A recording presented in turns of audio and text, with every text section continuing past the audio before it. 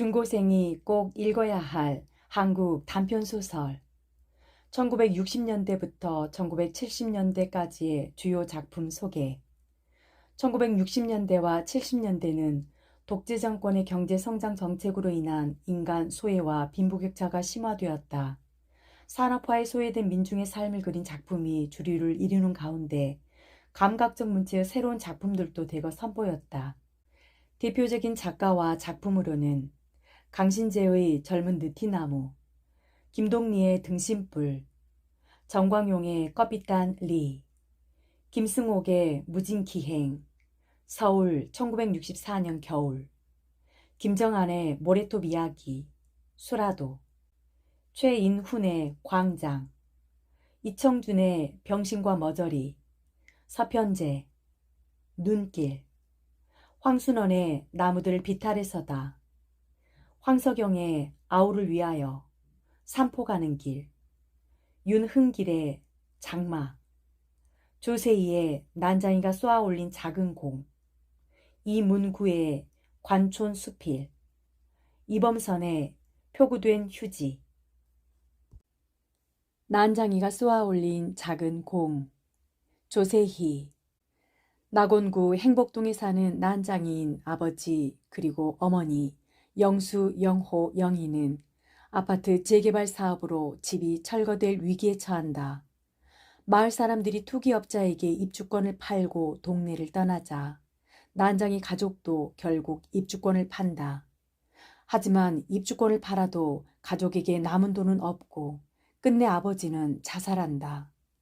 소외된 도시 빈민을 상징하는 난장이는 계층 간의 대립 구조를 극명하게 보여주기 위한 장치로 볼 수 있다. 사람들은 아버지를 난장이라고 불렀다. 사람들은 옳게 보았다. 아버지는 난장이었다. 불행하게도 사람들은 아버지를 보는 것 하나만 옳았다. 그 밖의 것들은 하나도 옳지 않았다. 나는 아버지, 어머니, 영호, 영희, 그리고 나를 포함한 5 식구의 모든 것을 걸고 그들이 옳지 않다는 것을 언제나 말할 수 있다. 나의 모든 것이라는 표현에는 5 식구의 목숨이 포함되어 있다. 천국에 사는 사람들은 지옥을 생각할 필요가 없다. 그러나 우리 5 식구는 지옥에 살면서 천국을 생각했다. 단 하루도 천국을 생각해 보지 않은 날이 없다. 하루하루의 생활이 지겨웠기 때문이다. 우리의 생활은 전쟁과 같았다. 우리는 그 전쟁에서 날마다 지기만 했다. 그런데도 어머니는 모든 것을 잘 참았다. 그러나 그날 아침 일만은 참기 어려웠던 것 같다. 통장이 이걸 가져왔어요. 내가 말했다. 어머니는 조각마루 끝에 앉아 아침 식사를 하고 있었다. 그게 뭐냐? 철거 개고장이에요. 기어코 왔구나. 어머니가 말했다. 그러니까 집을 헐라는 거지? 우리가 꼭 받아야 할 것 중에 하나가 이제 나온 셈이구나. 어머니는 식사를 중단했다. 나는 어머니의 밥상을 내려다보았다. 보리밥에 까만 된장, 그리고 시든 고추 2어 개와 졸인 감자. 나는 어머니를 위해 철거 개고장을 천천히 읽었다. 낙원구 주택 4441 197땡년 9월 10일 수신 서울특별시 낙원구 행복동 46번지에 1839 김불이 귀하. 제목 재개발 사업 구역 및 고지대 건물 철거 지시. 귀하 소유 아래 표시 건물은 주택 개량 촉진에 관한 임시조치법에 따라 행복 3구역 재개발지구로 지정되어 서울특별시 주택 개량 재개발 사업 시행 조례 제15조, 건축법 제5조 및 동법 제42조의 규정에 의하여 197땡년 9월 30일까지 자진 철거할 것을 명합니다. 만일 위 기일까지 자진 철거하지 않을 경우에는 행정대집행법에 정하는 바에 의하여 강제 철거하고 그 비용은 귀하로부터 징수하겠습니다. 철거 대상 건물 표시 서울특별시 낙원구 행복동 46번지에 1839 구조 건평 평. 끝. 낙원구청장. 어머니는 조각마루 끝에 앉아 말이 없었다. 벽돌 공장의 높은 굴뚝 그림자가 시멘트담에서 꺾어지며 좁은 마당을 덮었다. 동네 사람들이 골목으로 나와 뭐라고 소리치고 있었다. 통장은 그들 사이를 비집고 나와 방죽 쪽으로 걸음을 옮겼다. 어머니는 식사를 끝내지 않은 밥상을 들고 부엌으로 들어갔다. 어머니는 두 무릎을 고추 세우고 앉았다. 그리고 손을 들어 부엌 바닥을 한 번 치고 가슴을 한 번 쳤다. 나는 동사무소로 갔다. 행복동 주민들이 잔뜩 몰려들어 자기의 의견들을 큰 소리로 말하고 있었다. 들을 사람은 두셋밖에 안 되는데 수십 명이 거의 동시에 떠들어대고 있었다. 쓸데없는 짓이었다. 떠든다고 해결될 문제는 아니었다. 나는 바깥 게시판에 적혀있는 공고문을 읽었다. 거기에는 아파트 입주 절차와 아파트 입주를 포기할 경우 탈 수 있는 이주 보조금 액수 등이 적혀 있었다. 동사무소 주인은 시장 바닥과 같았다. 주민들과 아파트 거강꾼들이 한데 뒤엉켜 이리 몰리고 저리 몰리고 했다. 나는 거기서 아버지와 두 동생을 만났다.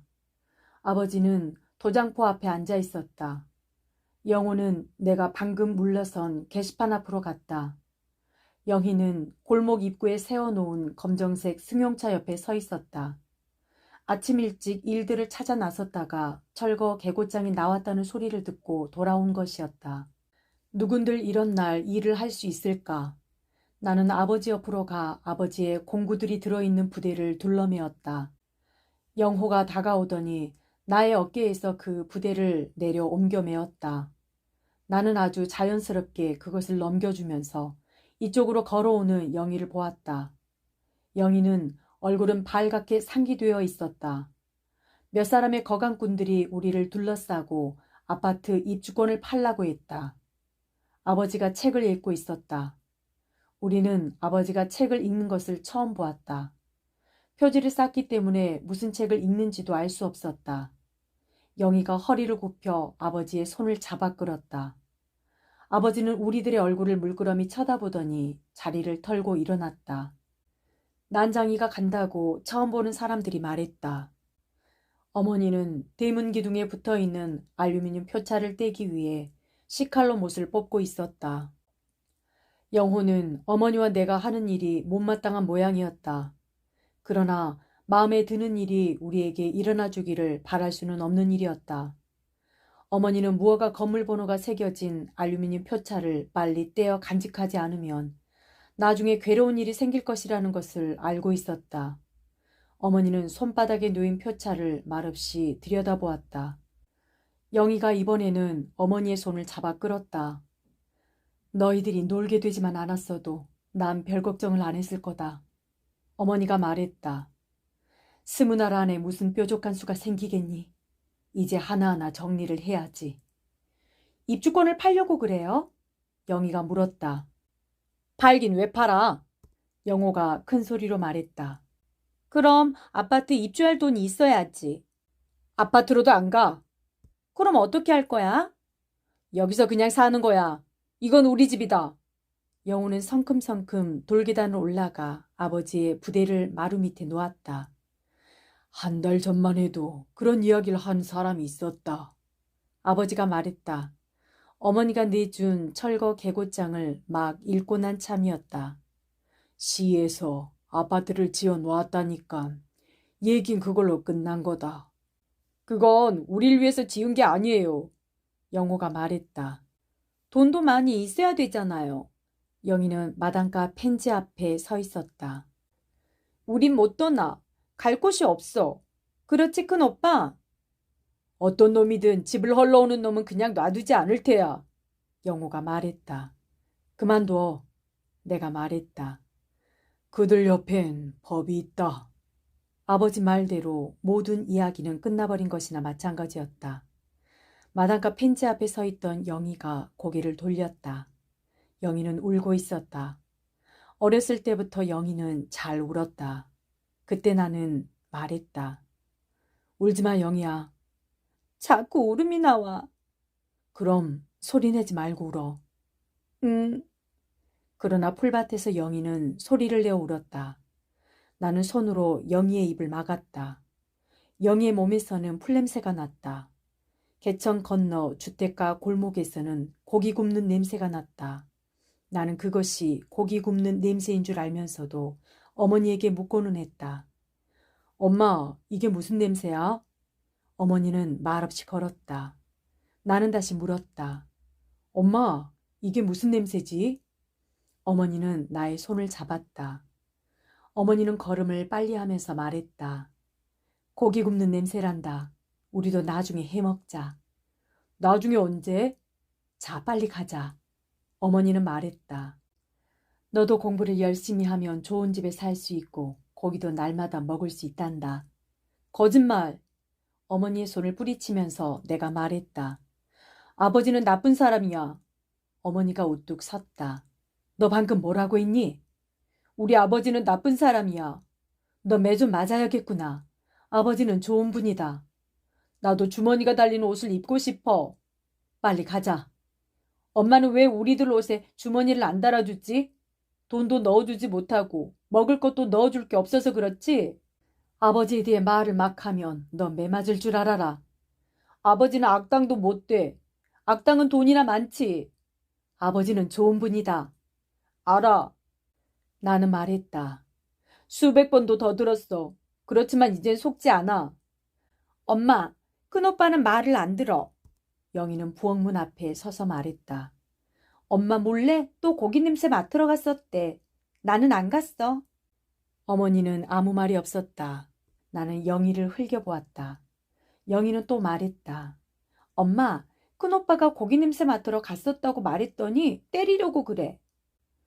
영희는 좀처럼 울음을 그치지 못했다. 나는 영희의 입에서 손을 떼었다. 영희를 풀밭으로 끌고 들어간 것이 잘못이었다. 영희를 때려주고 나는 후회했다. 귀여운 영희의 얼굴은 눈물로 젖었다. 우리는 그때 주머니 없는 옷을 입고 있었다. 아버지는 철거 개고장을 마루 끝에 놓고 책을 읽었다.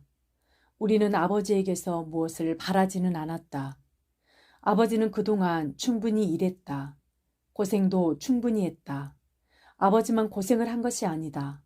아버지의 아버지, 아버지의 할아버지, 할아버지의 아버지, 그 아버지의 할아버지, 또 대대로 거슬러 올라간다. 그들은 아버지보다 더 심한 고생을 했을 수도 있다.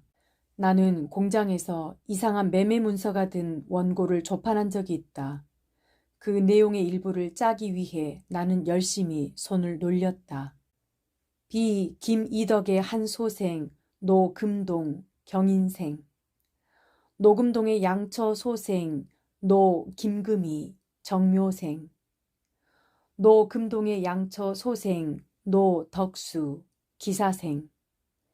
노금동의 양처 소생, 노존세 신미생. 노금동의 양처 소생, 노영석 계유생. 노김금희의 양처 소생, 노철수 병술생. 노김금희의 양처 소생, 노금산 무자생. 나는 그때 이것이 무엇인지 몰랐다. 그 판을 짜고 다음 판을 짜 나가다 겨우 알았다. 노비매매 문서의 한 부분이었다. 나는 열흘 동안 같은 책을 조판했다. 그 열흘 동안 나는 아버지와 아무 말도 하지 않았다. 어머니하고도 이야기를 하지 않았다. 나는 어머니의 어머니, 어머니의 할머니, 할머니의 어머니, 그 어머니의 할머니들이 최하층의 천인으로서 무슨 일을 해왔는지 알고 있었다. 어머니라고 달라진 것은 없었다. 마음 편한 날이 없고 몸으로 치러야 하는 노역은 같았다. 우리의 조상은 세습하여 신역을 바쳤다. 우리의 조상은 상속, 매매, 기증, 공출의 대상이었다. 어느 날 어머니는 나에게 말했다. 너희들은 엄마를 잘못 둬이 고생이다. 아버지하고는 상관이 없단다. 어머니는 장남인 나에게만 말했다. 외할머니에게 들은 말을 나에게 전한 것이다. 천년을 두고 우리의 조상은 자손들에게 이 말을 남겼다. 그러나 나는 알고 있었다. 아버지도 씨종이었다. 할아버지의 아버지 대에 노비제는 사라졌다. 증조부 내외부는 아무것도 몰랐다. 나중에서야 해방을 맞았다는 것을 알았으나 두 분이 한 말은 오히려 저희들을 내쫓지 마십시오 였다. 할아버지는 달랐다. 할아버지는 유습에서 벗어나려고 했다. 늙은 주인은 할아버지에게 집과 땅을 주었다. 그러나 쓸데없는 일이었다. 모르는 면에서는 할아버지나 증조부나 같았다. 증조부 대까지는 선조들이 살아온 경험이 도움이 되었으나 할아버지 대에는 그것이 도움을 주지 못했다. 할아버지에게는 어떤 교육도 없었고 경험도 없었다. 할아버지는 집과 땅을 잃었다. 할아버지도 난장이었어? 언젠가 영호가 물었다. 나는 영호의 머리를 쥐어박았다. 좀 큰 영호는 말했다. 왜 지난 일처럼 쉬쉬하는 거야? 변한 것이 없는데 우습지도 않아? 나는 가만히 있었다. 영희는 손수건을 꺼내 두 눈에 대었다 떼었다. 아버지는 계속 책을 읽었다. 어머니는 뒷집 명희 어머니와 이야기하고 있었다. 얼마에 파셨어요? 17만 원 받았어요.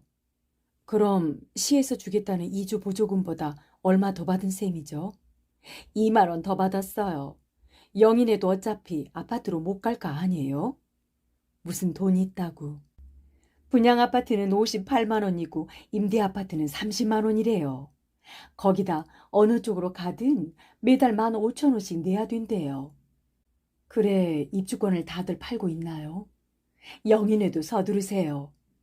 어머니는 괴로운 얼굴로 서 있었다. 어머니를 명희 어머니가 다그쳤다. 저희는 내일이라도 떠날 준비가 돼 있어요. 영희네가 돈을 해준다면. 집이야 도끼집 몇 번이면 무너질 테고. 영희의 눈에 다시 눈물이 괴었다. 커도 마찬가지였다. 계집 애들은 잘 울었다.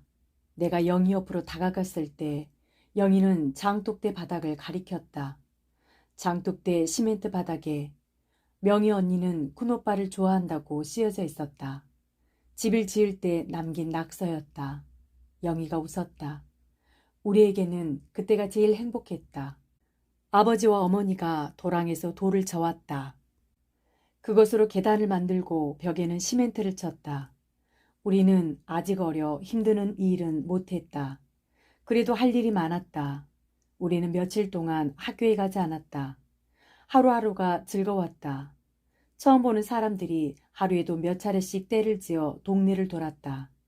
그때만은 더러운 옷을 입은 어린아이들도 울음을 그쳤다. 윽박지르는 주인의 기세에 눌린 개들도 짖기를 멈추고 뒤로 물러섰다. 온 동네가 조용해졌다. 갑자기 평화스러워져 어안이 벙벙할 정도였다. 나는 우리 동네에서 풍기는 냄새가 창피했다. 그들은 아버지에게 허리를 굽혀 인사했다. 그들과 악수할 때 아버지는 발 뒤꿈치를 들었다. 아버지가 어떤 자세를 취했건 상관이 없었다. 난장의 아버지가 우리들에게는 거인처럼 보였다. 너 봤지? 내가 물었다. 영호가 고개를 끄덕였다. 나도 봤어. 영희가 말했다. 그때 아버지에게 허리를 굽혀 인사한 사람은 개천에 다리를 놓고 도로를 포장하고 우리 동네 건물을 양성화시켜 주겠다고 말했다. 우리는 어른들을 따라 크게 손뼉을 쳤다. 다음 사람은 먼저 사람이 다리를 놓고 도로를 포장하겠다고 하니 구청장으로 보내고 자기는 이러이러한 나란 일을 하겠으니 그 일을 하게 해달라고 말했다. 어른들은 또 손뼉을 쳤다. 우리도 따라 쳤다. 커서까지 나는 그때 일을 종종 생각하고는 했다. 두 사람의 인상은 아주 진하게 나의 머릿속에 남았다. 나는 그들을 증오했다. 그들은 거짓말쟁이였다. 그들은 엉뚱하게도 계획을 내세웠다. 그러나 우리에게 필요한 것은 계획이 아니었다. 많은 사람들이 이미 많은 계획을 내놓았다. 그런데도 달라진 것은 없었다. 서로 무엇을 이룬다고 해도 그것은 우리와는 상관이 없는 것이었을 것이다. 우리가 필요로 하는 것은 우리의 고통을 알아주고 그 고통을 함께 져줄 사람이었다. 그런 사람이 또 있겠니? 어머니가 말했다. 누구 말씀이세요? 영호가 물었다. 명희 엄마 말이다. 얼마나 고마우냐. 15만 원을 대줘 건너방 전셋돈을 빼줬잖니. 영희 엄마. 명희 어머니는 담 너머에서 말했다. 섭섭하게 생각하지 말아요. 그럼요. 어머니가 말했다. 어떻게든 해드릴 테니 걱정 마세요. 그 돈이 보통 돈이요. 알고 있어요. 명희 생각을 하면 가슴이 메어져요. 나도 마찬가지였다. 명희 언니! 영희가 소리쳐 불렀었다. 놀러와. 우리 집에 놀러와. 새 집이라 좋지? 응. 내가 장독대에 써놓은 거 지우지 않으면 너희 집에 놀러 가지 않을 거야. 지울 수가 없어. 왜? 세면이 굳어져서 못 지워. 그럼 난 안 가. 영희는 몹시 실망하는 눈치였다. 그러나 나는 명희를 만났다. 그때는 방죽 오른쪽 숲이었다. 거기 앉아 있으면 숲 사이로 인쇄공장의 불빛이 보였다. 그곳 노동자들은 밤중에도 일을 했다. 내가 약속하면 허락할 테야. 명희가 말했다. 무슨 약속? 내가 물었다. 넌 저 공장에 나가면 안 돼. 미쳤어? 난 저 따위 공장엔 안 나가. 정말이다? 약속했어? 그래, 약속했어. 그럼 만져봐. 명희는 나에게 가슴을 맡겼다. 아주 작은 가슴이었다. 내가 처음이야. 명희가 말했다. 내 가슴을 만져본 사람은 너밖에 없어. 나는 왼팔로 명희의 어깨를 안고 오른손으로 그의 가슴을 만졌다. 동그스름한 가슴이 따뜻했다.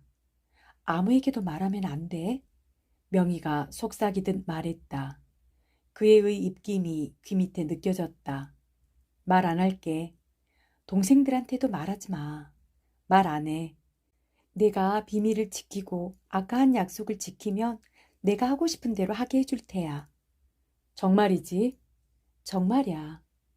지금 다른 데 만지면 안 되니? 그런데 명희는 만날 때마다 힘이 없어 보였다.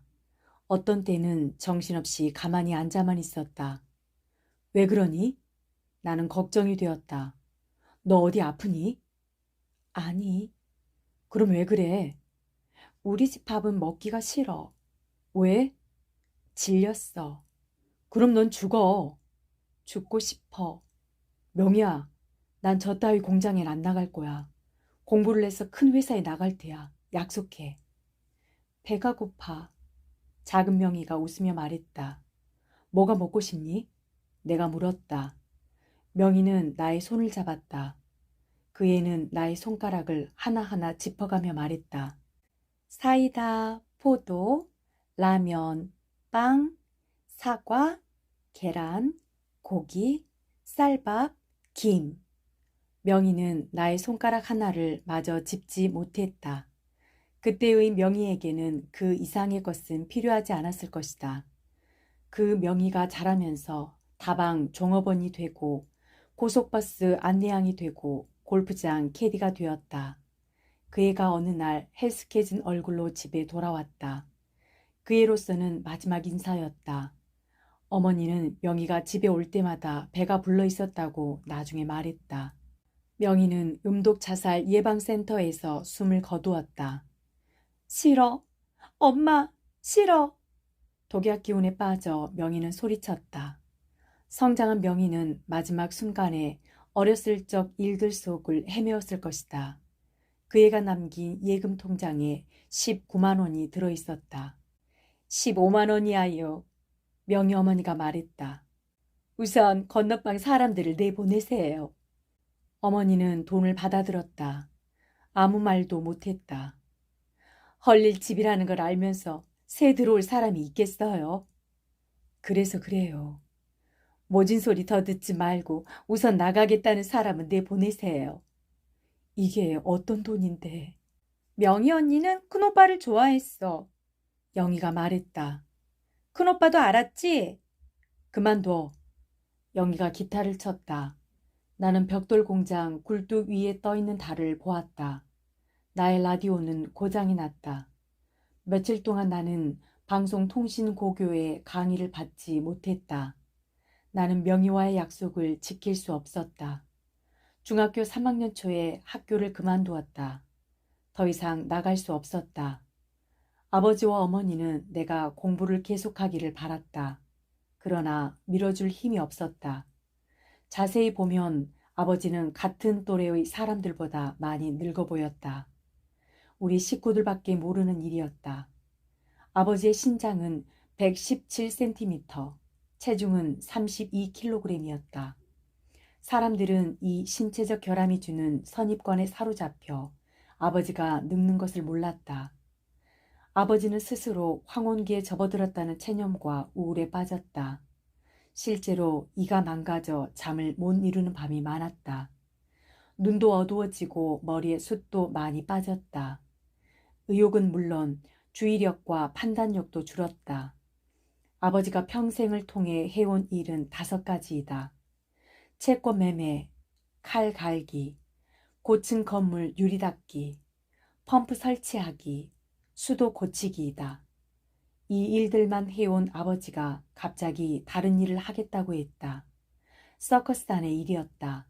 아버지는 처음 보는 꼽주 한 사람을 데리고 와 여러 가지 이야기를 했다. 처음 얼마 동안은 그의 조수로 일하면 된다고 했다. 두 사람은 자기들이 무대 위에서 해야 할 연기에 대해 이야기했다. 그러자 어머니가 아버지에게 대들었다. 우리들도 아버지를 성토했다. 아버지는 힘없이 물러섰다. 꼽주는 멍하니 앉아 우리를 보았다. 꼽주는 눈물이 핑 돌아 돌아갔다.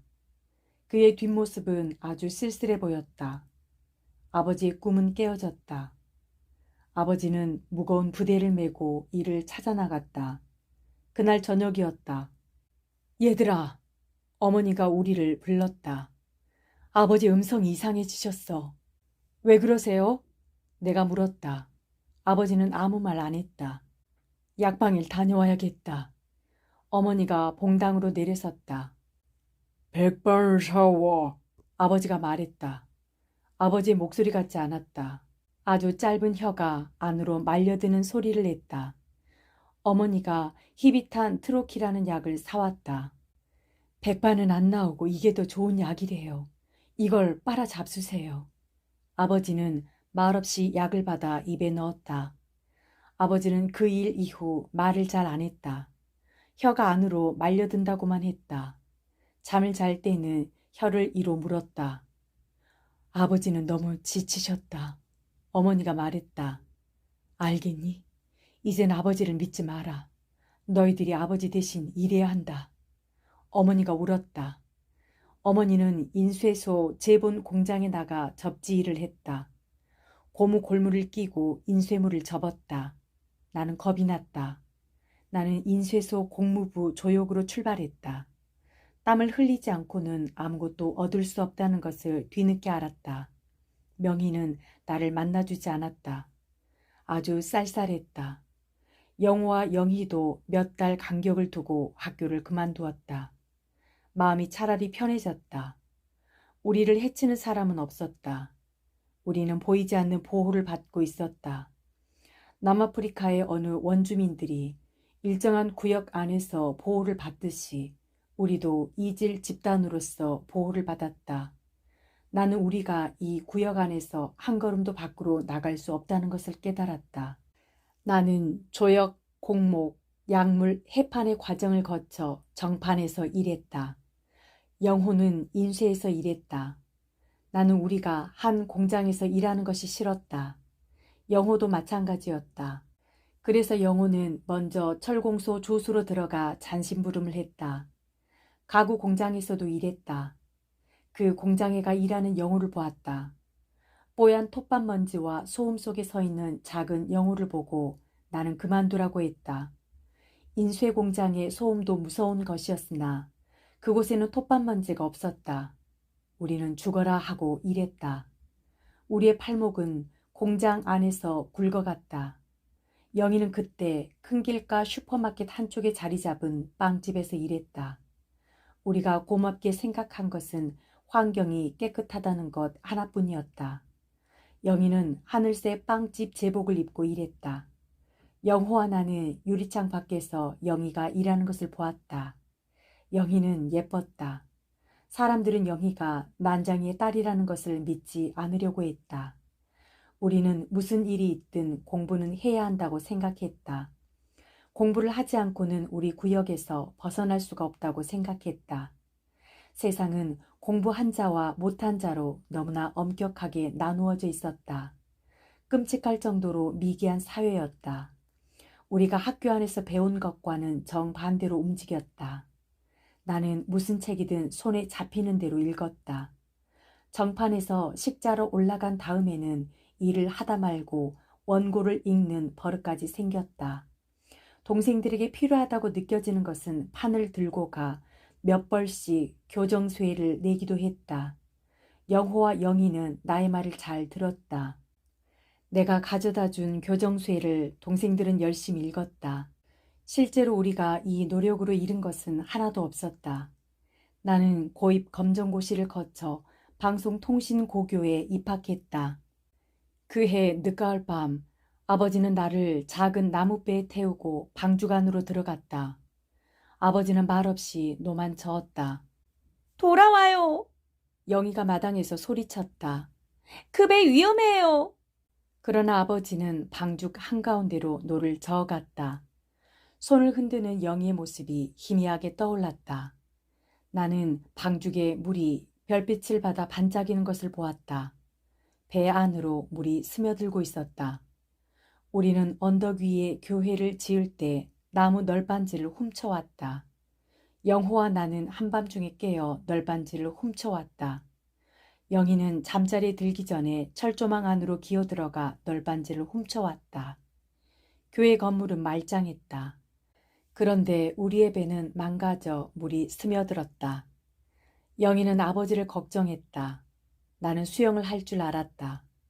아버지는 방죽 한가운데서 노를 세웠다. 스며든 물이 우리의 발목을 넘어찼다. 나는 신발을 벗어서 물을 퍼냈다. 아버지가 내 신발을 빼앗았다. 아버지는 웃고 있었다. 영수야, 아버지가 말했다. 어제 왔던 꼽초 아저씨 생각나니? 언제요? 어제. 나는 다른 신발을 벗어서 또 물을 퍼냈다. 아버지가 다시 내 손을 막았다. 전 모르겠어요. 내가 말했다. 모르는 척해도 쓸데없어. 난 다 안다. 뭘 아신단 말씀이에요? 어제가 아니라 이미 3년 반 전의 일이었다. 생전 처음 보는 꼽추였다. 그런데 아버지는 말했다. 그 아저씨와 전에도 일을 했었어. 아주 큰 바퀴를 탔었다. 아버지, 무슨 말씀을 하시는 거예요? 그런 일이 언제 있었어요? 너는 장남이야. 장남인 내가 믿지 않으니까 두 동생도 믿질 않아. 어머니도 모르시는 일이야요. 얘야, 아버지가 말했다. 너만은 알고 있어야 한다. 너희 어머니는 병이야. 어제 왔던 꼽추 아저씨가 또 올 거다. 나를 막지 마. 다른 일은 이제 힘이 들어 못하겠다. 너는 내가 언제까지나 수도 파이프를 갈아입고 펌프 머리를 들어 달 수 있을 거라고 믿니? 높은 건물에서 줄을 타고 내려오는 일도 할 수가 없어. 이젠 안 돼. 아버지는 일을 안 하셔도 돼요. 저희들이 일을 하잖아요.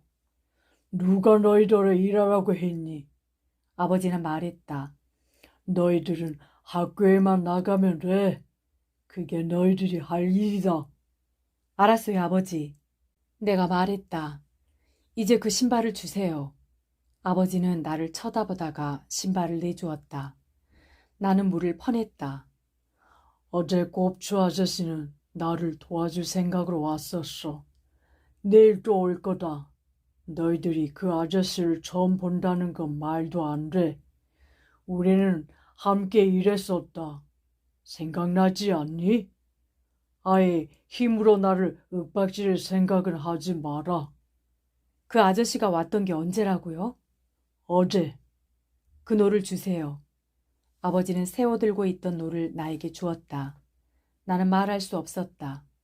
처음 본 꼽쥐였다고 해도 믿지 않았을 것이다. 어제가 아니라 3년 반 전의 일이라고 해도 아버지는 믿지 않았을 것이다. 나는 조심스럽게 노를 저었다. 물가에 닿기 전에 배는 가라앉았다. 나는 아버지를 안고 수초 사이를 헤쳐나갔다. 우리는 물에 젖어 온몸을 떨고 있는 아버지를 어머니에게 맡겼다. 아버지를 어머니 이상으로 간호할 사람은 이 세상에 없었다. 아버지는 병이세요. 내가 말했다. 닥쳐라. 어머니가 말했다. 언제나 알아듣겠니? 아버지는 지치셔서 그런 거야. 그해 겨울을 아버지는 방 안에서 났다. 나는 배를 끌어내 말뚝에다 메었다. 날이 추워지자 울란으로 끌어들였다. 그날 밤 방죽이 얼었다. 밤에 명희 어머니가 또 왔다. 영희 엄마, 명희 어머니가 말했다.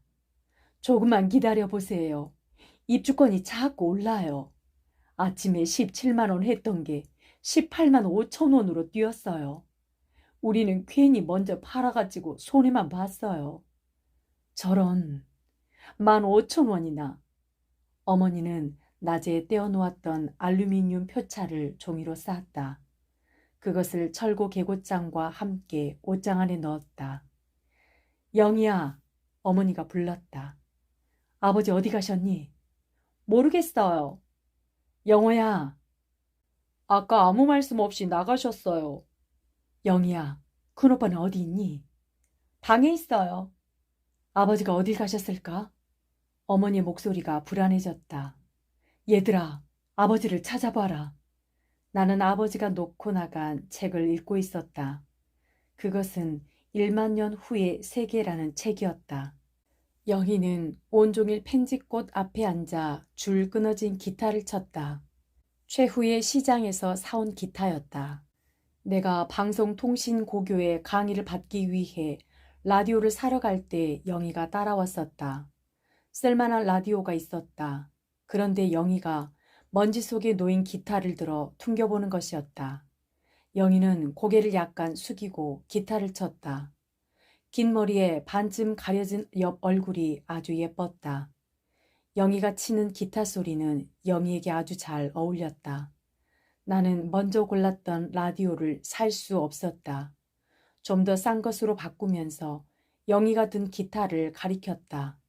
그 라디오가 고장이 나고 기타는 줄이 하나 끊어졌다. 줄 끊어진 기타를 영희는 쳤다. 나는 아버지가 무슨 생각을 하고 있는지 알 수 없었다. 1만 년 후의 세계라는 책을 아버지는 개천 건너 주택가에 사는 젊은이에게서 빌렸다. 그의 이름은 지섭이었다. 지섭은 밝고 깨끗한 주택가 3층 집에서 살았다. 지섭은 그 집 가정교사였다. 아버지와 그는 서로 통하는 데가 있었다. 지섭이 하는 말을 나는 들었었다. 그는 이 땅에서 우리가 기대할 것은 이제 없다고 말했다. 왜? 아버지가 물었다. 지섭은 말했다. 사람들은 사랑이 없는 욕망만 갖고 있습니다. 그래서 단 한 사람도 남을 위해 눈물을 흘릴 줄 모릅니다. 이런 사람들만 사는 땅은 죽은 땅입니다. 하긴, 아저씨는 평생 동안 아무 일도 안 하셨습니까? 일을 안 하다니, 일을 했지. 열심히 일했어. 우리 식구 모두가 열심히 일했네. 그럼 무슨 나쁜 짓을 하신 적은 없으십니까? 법을 어긴 적 없으세요? 없어. 그렇다면 기도를 드리지 않으셨습니까? 간절한 마음으로 기도를 드리지 않으셨어요? 기도도 올렸지. 그런데 이게 뭡니까? 뭐가 잘못된 게 분명하죠. 불공평하지 않으세요? 이제 이 죽은 땅을 떠나야 됩니다. 떠나다니, 어디로? 달나라로. 얘들아, 어머니의 불안한 음성이 높아졌다. 나는 책장을 덮고 밖으로 뛰어나갔다. 영호와 영희는 엉뚱한 곳을 찾아 헤매고 있었다. 나는 방춧가로 나가 곧장 하늘을 쳐다보았다. 벽돌 공장의 높은 굴뚝이 눈앞으로 다가왔다. 그 맨 꼭대기에 아버지가 서 있었다. 바로 한 걸음 정도 앞에 달이 걸려 있었다. 아버지는 피뢰침을 잡고 발을 앞으로 내밀었다. 그 자세로 아버지는 종이 비행기를 날렸다. 나는 방죽과 풀숲에 엎드려 있었다. 온몸이 이슬해져져 축축했다. 조금만 움직이면 잡초에 맺힌 이슬방울이 나의 몸에 떨어졌다. 한밤을 나는 방죽과 풀숲에 엎드려 세웠다. 아무것도 볼 수 없었다. 어둠이 조금씩 뒷걸음질 쳐가기 시작했다. 마지막 밤을 우리의 집에서 보내지 못했다는 아픔이 목을 타고 올라왔다. 동네는 아직 깊은 잠에 빠져 있었다. 그러나 나는 더 이상 기다릴 필요가 없었다. 비행 접시를 타고 온 외계인들이 영희를 태워갔다는 소문은 터무니없는 것이었다. 나는 처음부터 그 소문을 믿지 않았다. 얘들아, 어머니가 말했다. 이러고만 있으면 어떻게 할 거냐? 찾아봐도 없는 걸 어떻게 해요? 내가 말했다. 나는 헐려버린 이발관집 공터에서 주정뱅이를 만났다. 찾아봐야 쓸데없는 일이야. 정말 보셨어요? 아, 봤다니까. 주정뱅이는 말을 잘 못했다. 그는 심하게 딸꾹질을 해댔다. 영희를 보았다는 사람은 아저씨밖에 없어요. 그러니까 자세히 좀 말씀해 주세요. 너희 아버지는 알고 있어. 아버지도 모르세요. 그럴 리가 없다. 너희 아버지가 신호를 보내서 비행 접시가 왔던 거야. 더 이상 들을 필요가 없었다. 그런데도 나는 그곳에 서 있었다. 굉장히 큰 접시였지. 그 밑에서 나온 괴물들이 영희를 끌어올렸어. 순식간에. 나중에 알아보았더니 그게 비행 접시라는구나. 주정뱅이는 계속 딸꾹질을 해댔다. 그만두세요. 내가 말했다. 그럼 찾아보렴. 주정뱅이가 말했다. 내 동생이 어디 있나 찾아봐. 있을 턱이 없지. 나는 목이 말라 잠을 깼었어. 그 시간에 잠 깰 사람은 나밖에 없다. 그들은 영희를 태우고 순식간에 날아갔어. 머리가 몹시 크고 다리는 아주 가늘었다. 안녕히 가세요. 내가 말했다. 나는 아직 안 간다. 주정뱅이가 말했다. 이것들을 마셔버리고 가야지. 그는 구들 돌 위에 쌓아놓은 6짝의 창문과 2짝의 대문을 가리켰다. 그는 전날 지붕에서 걷어내린 기와장과 펌프머리 그리고 장독 2개를 팔아 모두 마셔버렸다. 우리 동네 주민들의 3분의 2 이상이 이미 집을 헐어버리고 떠났다. 나는 풀숲에서 몸을 일으켰다. 방죽 위 하늘의 별빛이 흐려 보였다. 날이 서서히 밝기 시작했다. 어린아이들의 울음소리가 들렸다. 나는 풀어지지도 않은 신발끈을 고쳐매고 몇 번 껑충껑충 뛰었다. 대문을 열고 나온 형이 방죽길을 따라 걸어왔다. 2 어깨가 축 늘어져 있었다. 힘을 내, 형. 내가 말했었다. 이건 힘으로 할 일이 아니다. 형이 말했다. 그럼 뭐야? 용기야? 형은 점심시간에 식사를 하지 않고 나를 찾아왔다. 우리는 기계실 뒤에 쪼그리고 앉아 이야기했다. 우리가 말을 할 줄 몰라서 그렇지. 이것은 일종의 싸움이다. 형이 말했다. 형은 말을 근사하게 했다. 우리는 우리가 받아야 할 최소 한도의 대우를 위해 싸워야 돼. 싸움은 언제나 옳은 것과 옳지 않은 것이 부딪혀 일어나는 거야. 우리가 어느 쪽인가 생각해봐. 알아. 형은 점심을 굶었다. 점심시간이 30분밖에 안 되었다. 우리는 한 공장에서 일했지만 격리된 생활을 했다. 노동자들 모두가 격리된 상태에서 일만 했다. 회사 사람들은 우리의 일 양과 성분을 하나하나 조사해 기록했다. 그들은 점심시간으로 30분을 주면서 10분 동안 식사하고 남은 20분 동안은 공을 차라고 했다. 우리들은 좁은 마당에 나가 죽어라 공만 찼다. 서로 어울리지 못하고 간격을 둔 채 땀만 뻘뻘 흘렸다. 우리는 제대로 쉬지도 못하고 일했다. 공장은 우리에게 일방적으로 원하기만 했다. 탁한 공기와 소음 속에서 밤중까지 일을 했다. 물론 우리가 금방 죽어가는 상태는 아니었다. 그러나 직업 환경의 악조건과 흘린 땀에 못 미치는 보수가 우리의 신경을 팽팽하게 잡아당겼다.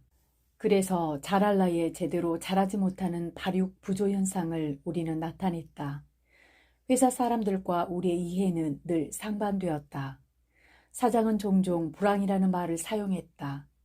그와 그의 참모들은 우리에게 쓰는 여러 형태의 억압을 감추기 위해 불황이라는 말을 이용하고는 했다. 그렇지 않을 때는 힘껏 일한 다음 노사가 공평히 나누어 갖게 될 부에 대해 이야기했다. 그러나 그가 말하는 희망은 우리에게 아무 의미를 주지 못했다. 우리는 그 희망 대신 간이 알맞은 무말랭이가 우리의 공장 식탁에 오르기를 더 원했다. 변화는 없었다. 나빠질 뿐이었다. 한 해 2번 있던 승급이 한 번으로 줄었다. 야간 작업 수당도 많이 줄었다. 노동자들도 줄였다. 일량은 많아지고 작업 시간은 늘었다. 돈을 받는 날 우리 노동자들은 더욱 말조심을 했다. 옆에 있는 동료도 믿기 어려웠다. 부당한 처사에 대해 말한 자는 아무도 모르게 쫓겨났다. 공장 규모는 반대로 커갔다.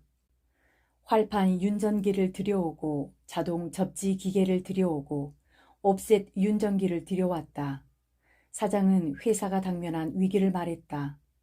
적대 회사들과의 경쟁에서 지면 문을 닫을 수밖에 없다고 말했다. 이것은 노동자들이 제일 무서워하는 말이었다. 사장과 그의 참모들은 그것을 알고 있었다. 그것은 생각만 해도 무서운 일이었다. 큰 공장이 문을 닫으면 수많은 노동자들은 갈 곳이 없었다. 작은 공장들이 채용할 인원은 한정이 되어 있다. 나는 돈도 못 벌고 놀게 될지도 모른다. 새로운 일터를 찾는다고 해도 낯선 곳이다. 작은 공장이라 작업장은 더 나쁘고 돈도 오르지 않은 채 받는 액수보다 훨씬 적을 수가 있다. 생각만 해도 끔찍한 일이다. 노동자 대부분이 어린 나이에 들어와 중요한 성장기의 3, 4년을 이 공장에서 보냈다. 익힌 기술을 빼놓으면 성장의 기반이랄 것이 없다. 우리 공원들은 우리가 아는 것만큼 밖에는 사물을 이해하지 못했다. 아무도 땀으로 다진 기반을 잃고 싶어 하지 않았다. 회사 사람들은 우리가 생각하는 것을 싫어했다. 공원들은 일만 했다. 대다수 공원들이 변화가 일어날 수 없는 상태를 인정했다. 무엇 하나 일깨워줄 사람도 없었다. 어른들도 자기들의 경험을 들려줄 것이 없었다. 마음속에서는 옳은 것이 실제에서는 반대 방향으로 움직여지는 것만을 그들은 보았었다. 우리는 너무나 모르는 것이 많았다. 사장에게는 다행한 일이었다. 그 집 식구들은 정원 잔디를 기계로 밀어서 깎았다. 그 집 정원에서는 손질이 잘 된 나무들이 밝은 햇빛을 받아 무럭무럭 자랐다. 그 집 나무들은 나무종합병원에서 나온 나무 의사들이 돌보았다. 나도 나무병원 앞을 지나가 본 적이 있다. 간판에 귀대개 나무는 건강합니까? 라고 씌어져 있었다. 그 밑에는 작은 글씨로 병충해 구제 진단, 생리적 피해 진단, 외과 수술, 건강 유지 관리라고 쓰여져 있었다. 함께 지나던 어린 조역이 말했다. 우리 집에는 나무가 없습니다. 나는 건강하지 못합니다. 우리는 배를 잡고 웃었다. 무엇이 그렇게 우스웠는지 모른다. 어린 조역은 그때 거의 날마다 코피를 흘렸다. 형은 웃옷을 벗어 나의 등에 얹어주었다. 풀숲으로 들어선 형의 바짓가랑이도 이슬에 젖었다. 영희를 보았다는 사람은 주정뱅이 아저씨밖에 없었어. 변명하듯 내가 말했다. 비행 접시가 내렸다는 곳이 여기야. 그래, 밤새도록 뭘 봤니? 형은 내가 그 아저씨 말을 믿었던 것 같아? 아니, 찾아 나설 때가 있어야지. 그만 들어가자. 형은 영희가 왜 집을 나간 것 같아? 너희들 때문이야. 어머니는 말했다. 너희들이 핑핑 놀고 있기 때문에 나갔어. 돈도 없고 집도 없고 모든 게 너희들 책임이야. 다른 아이들은 멀쩡하게 남아서 일을 하는데 너희들은 왜 쫓겨났니? 어딜 가면 꼭 말을 하고 나갔었잖아. 나는 영희가 집을 나간 이유를 알 수가 없어. 참을 수가 없었겠지. 형이 말했다. 형은 괴로운 표정을 지었다. 형은 언제나 나보다 생각이 깊었다. 아는 것도 많았다. 학교를 그만두자 더 많은 책을 읽었다. 아버지가 난장이만 아니었다면 형은 학자가 될 사람이었다. 형은 틈만 있으면 책을 읽었다. 나는 형을 위해 기계에서 돌아 나오는 인쇄물을 접어다 주고는 했다. 아주 어려운 것도 형은 참고 읽었다. 돈을 타면 헌책방에 가서 사다 읽기도 했다. 책은 형에게 무엇이든 주었다. 형은 고민하는 사나이의 표정을 종종 지어 보이고는 했다. 내가 이해할 수 없는 것들을 공책에 옮겨 적기도 했다. 형의 공책에는 다음과 같은 것들도 적혀 있었다. 폭력이란 무엇인가? 총탄이나 경찰 곤봉이나 주먹만이 폭력이 아니다. 우리의 도시 한 귀퉁이에서 젖먹이 아이들이 굶주리는 것을 내버려 두는 것도 폭력이다. 반대 의견을 가진 사람이 없는 나라는 재난의 나라이다. 누가 감히 폭력에 의해 질서를 세우려는가? 17세기 스웨덴의 수상이었던 악셀 옥센스티르나는 자기 아들에게 말했다. 얘야, 세계가 얼마나 지혜롭지 않게 통치되고 있는지 아느냐? 사태는 옥센스티르나의 시대 이래 별로 개선되지 않았다. 지도자가 넉넉한 생활을 하게 되면 인간의 고통을 잊어버리게 된다. 따라서 그들의 희생이라는 말은 전혀 위선으로 변한다. 나는 과거의 착취와 야만이 오히려 정직하였다고 생각한다. 햄릿을 읽고 모차르트의 음악을 들으면서 눈물을 흘리는 교육받은 사람들이 이웃집에서 받고 있는 인간적 절망에 대해 눈물 짓는 능력은 마비당하고 또 상실당한 것은 아닐까. 세대와 세기가 우리에게는 쓸모도 없이 지나갔다. 세계로부터 고립되었기 때문에 우리는 세계에 무엇 하나 주지 못했고 가르치지도 못했다. 우리는 인류의 사상에 아무것도 참가하지 못했고 남의 사상으로부터는 오직 기만적인 겉껍질과 쓸모없는 가장자리 장식만을 취했을 뿐이다. 지배한다는 것은 사람들에게 무엇인가 할 일을 준다는 것, 그들로 하여금 그들의 문명을 받아들이게 할 수 있는 일, 그들이 목적 없이 공허하고 황량한 삶의 주의를 방황하지 않게 할 어떤 일을 준다는 것이다. 나는 형을 알 수가 없었다. 내가 공책을 읽는 동안 형은 고민하는 사나이의 표정을 지었다.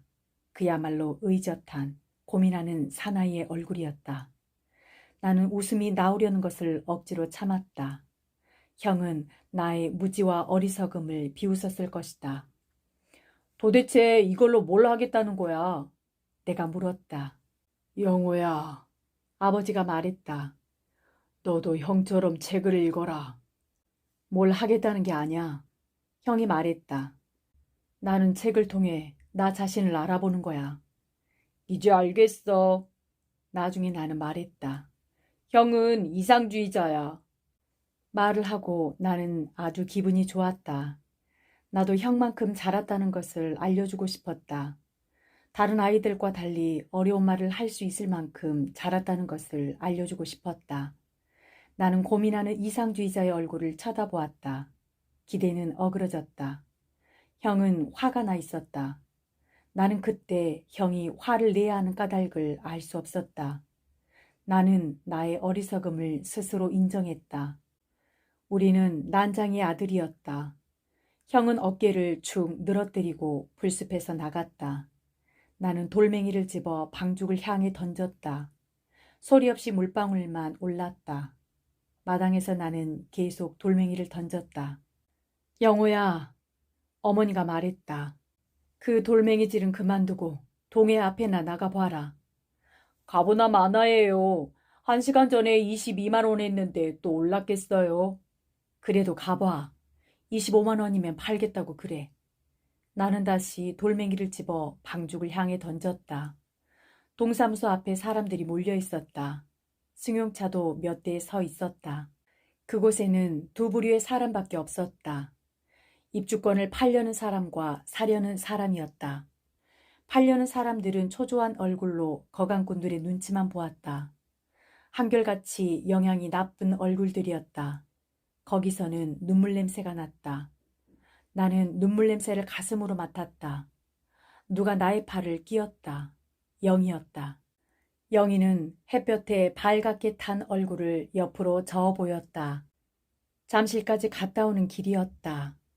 아파트를 짓고 있는 현장 근처에 복덕방 시세도 22만 원이라고 했다. 이젠 더 이상 버틸 필요가 없을 것 같았다. 작은 오빠, 엄마더러 그만 팔자고 그래. 영희가 말했다. 갑자기 내려가면 어쩌려고 그러지? 저에게 파세요. 웬 여자가 말했다. 소개업자가 아니에요. 직접 입주하려고 그래요. 명의 변경이 가능한 건가요? 물론 가능한 거죠. 내가 말했다. 우린 표찰이 있어요. 그 표찰이란 거 어떻게 생긴 거예요? 작은 알루미늄 판입니다. 무허가 건물 번호가 새겨져 있어요. 무찰은 또 뭔가요? 무찰은 값이 싸던데. 표찰이 없는 집을 무찰이라고 그래요. 몇 년 전 무허가 건물 일제 조사 때 시에서 잘못 조사에 빠뜨렸든가 사유지 건물로 판단 무허가 건물 등록대장에서 빠진 겁니다. 여자는 땀을 흘리고 서 있었다. 손수건으로 땀을 찍어내며 게시판을 가리켰다. 무허가 건물 명의 변경 신청 양식이 붙어 있었다. 그 밑에는 갖추어야 할 구비 서류가 적혀 있었다. 신청서 한 통, 매도자 인감 한 통, 매매계약서 사본 한 통, 인후보증서 한 통? 하고 여자가 읽었다. 매매계약서 한 통만 쓰면 됩니다. 내가 말했다. 철거 개고장이 나온 날짜보다 한두 달 앞서 상고로 하면 돼요. 그럼 정말 안전한가요? 아주머니 이름으로 바꿔진다니까요. 아파트에 아주머니 이름으로 입주하게 돼요. 그건 불법 아니에요? 여자는 빳빳한 자세로 서서 땀을 찍어냈다. 동회에 들어가서 건설계 직원에게 물어보세요. 나는 말했다. 왜 불법적인 일을 처리하느냐고 따져보세요. 22만 원은 비싸요. 10,000원만 깎아줄래요? 아주머니, 내가 말했다. 헐릴 저희 집 같은 걸 새로 지으려면 130만 원은 있어야 됩니다. 저희 아버지가 평생을 일해 지은 집이에요. 우린 그걸 22만 원과 바꿔야 될 입장이에요. 거기서 전세 주었던 돈 15만 원을 제하고 나면 7만 원이 남습니다. 어쨌든 21만 원에는 안 되겠다는 얘기 아니에요? 나는 말하지 않았다. 여자가 돌아섰다. 영희가 작은 주먹으로 나의 등을 쳤다. 잠시 후에 또 한 번 쳤다. 영희는 청바지를 입고 있었다. 영희에게는 청바지도 잘 어울렸다. 나는 영희의 얼굴을 보지 않고 돌아서 걸었다. 팔지 말고 기다려요. 승용차 안에서 한 사나이가 말했다. 내가 사겠어. 얼마예요? 얼마면 팔겠어요? 25만 원. 좋아요. 저녁에 가죠. 이웃에 팔 사람이 또 있으면 싸게 팔지 말고 기다리라고 그래요. 조금만 더 기다려라. 아버지가 말했었다. 진실을 말하고 묻혀버리는 사람들이 있다. 너희들이 그 꼴이 되었구나. 우리는 개천 위에 놓은 시멘트 다리 위에 서 있었다. 아버지는 난간 사이에 두 다리를 내리고 앉아 술을 마셨다. 아버지가 술을 다 마실 때까지 기다려야 했다. 다리 저쪽 끝에서는 골아떨어진 주정뱅이가 코를 골았다. 아버지의 주량은 그의 반의 반도 안 되었다. 그날 밤 아버지는 주정뱅이 주량의 반을 마셨다. 밤이 늦어 동네 사람들은 불을 끄고 잠자리에 들었다. 두 집만 깨어 있었다. 주정뱅이네 집과 우리 집이었다. 나는 아버지가 술에 취해 돌아갈 것 같았다. 형도 아버지가 든 술병을 빼앗아 버리지 못했다. 나는 아버지가 마지막 눈을 감는 날의 일을 생각했다. 죽음은 모든 것의 끝이다. 언덕 위 교회의 목사는 달랐다. 그는 인간의 숭고함, 고통, 구원을 말했다. 나는 인간이 죽은 다음에 또 다른 생을 시작한다는 그의 말을 이해할 수 없었다. 아버지에게는 숭고함도 없었고 구원도 있을 리 없었다. 고통만 있었다. 나는 형이 조판한 노비매매 문서를 본 적이 있다. 확실히 아버지만 고생을 한 것이 아니다. 아버지와 어머니는 자식들이 서로 새로운 삶을 시작하기를 바랐다. 그러나 우리는 이미 첫 번째 싸움에서 져버렸다. 나는 내가 마지막 눈을 감는 날의 일도 생각했다. 나는 아버지만 또 못할 것이다. 아버지와 아버지의 아버지, 아버지의 할아버지, 할아버지의 아버지, 그 아버지의 할아버지들은 그들 시대의 성격을 가졌다. 나의 몸은 아버지보다도 작게 느껴졌다. 나는 작은 어릿광대로 눈을 감을 것이다. 아무도 우리에게 할 일을 주려고 하지 않았다.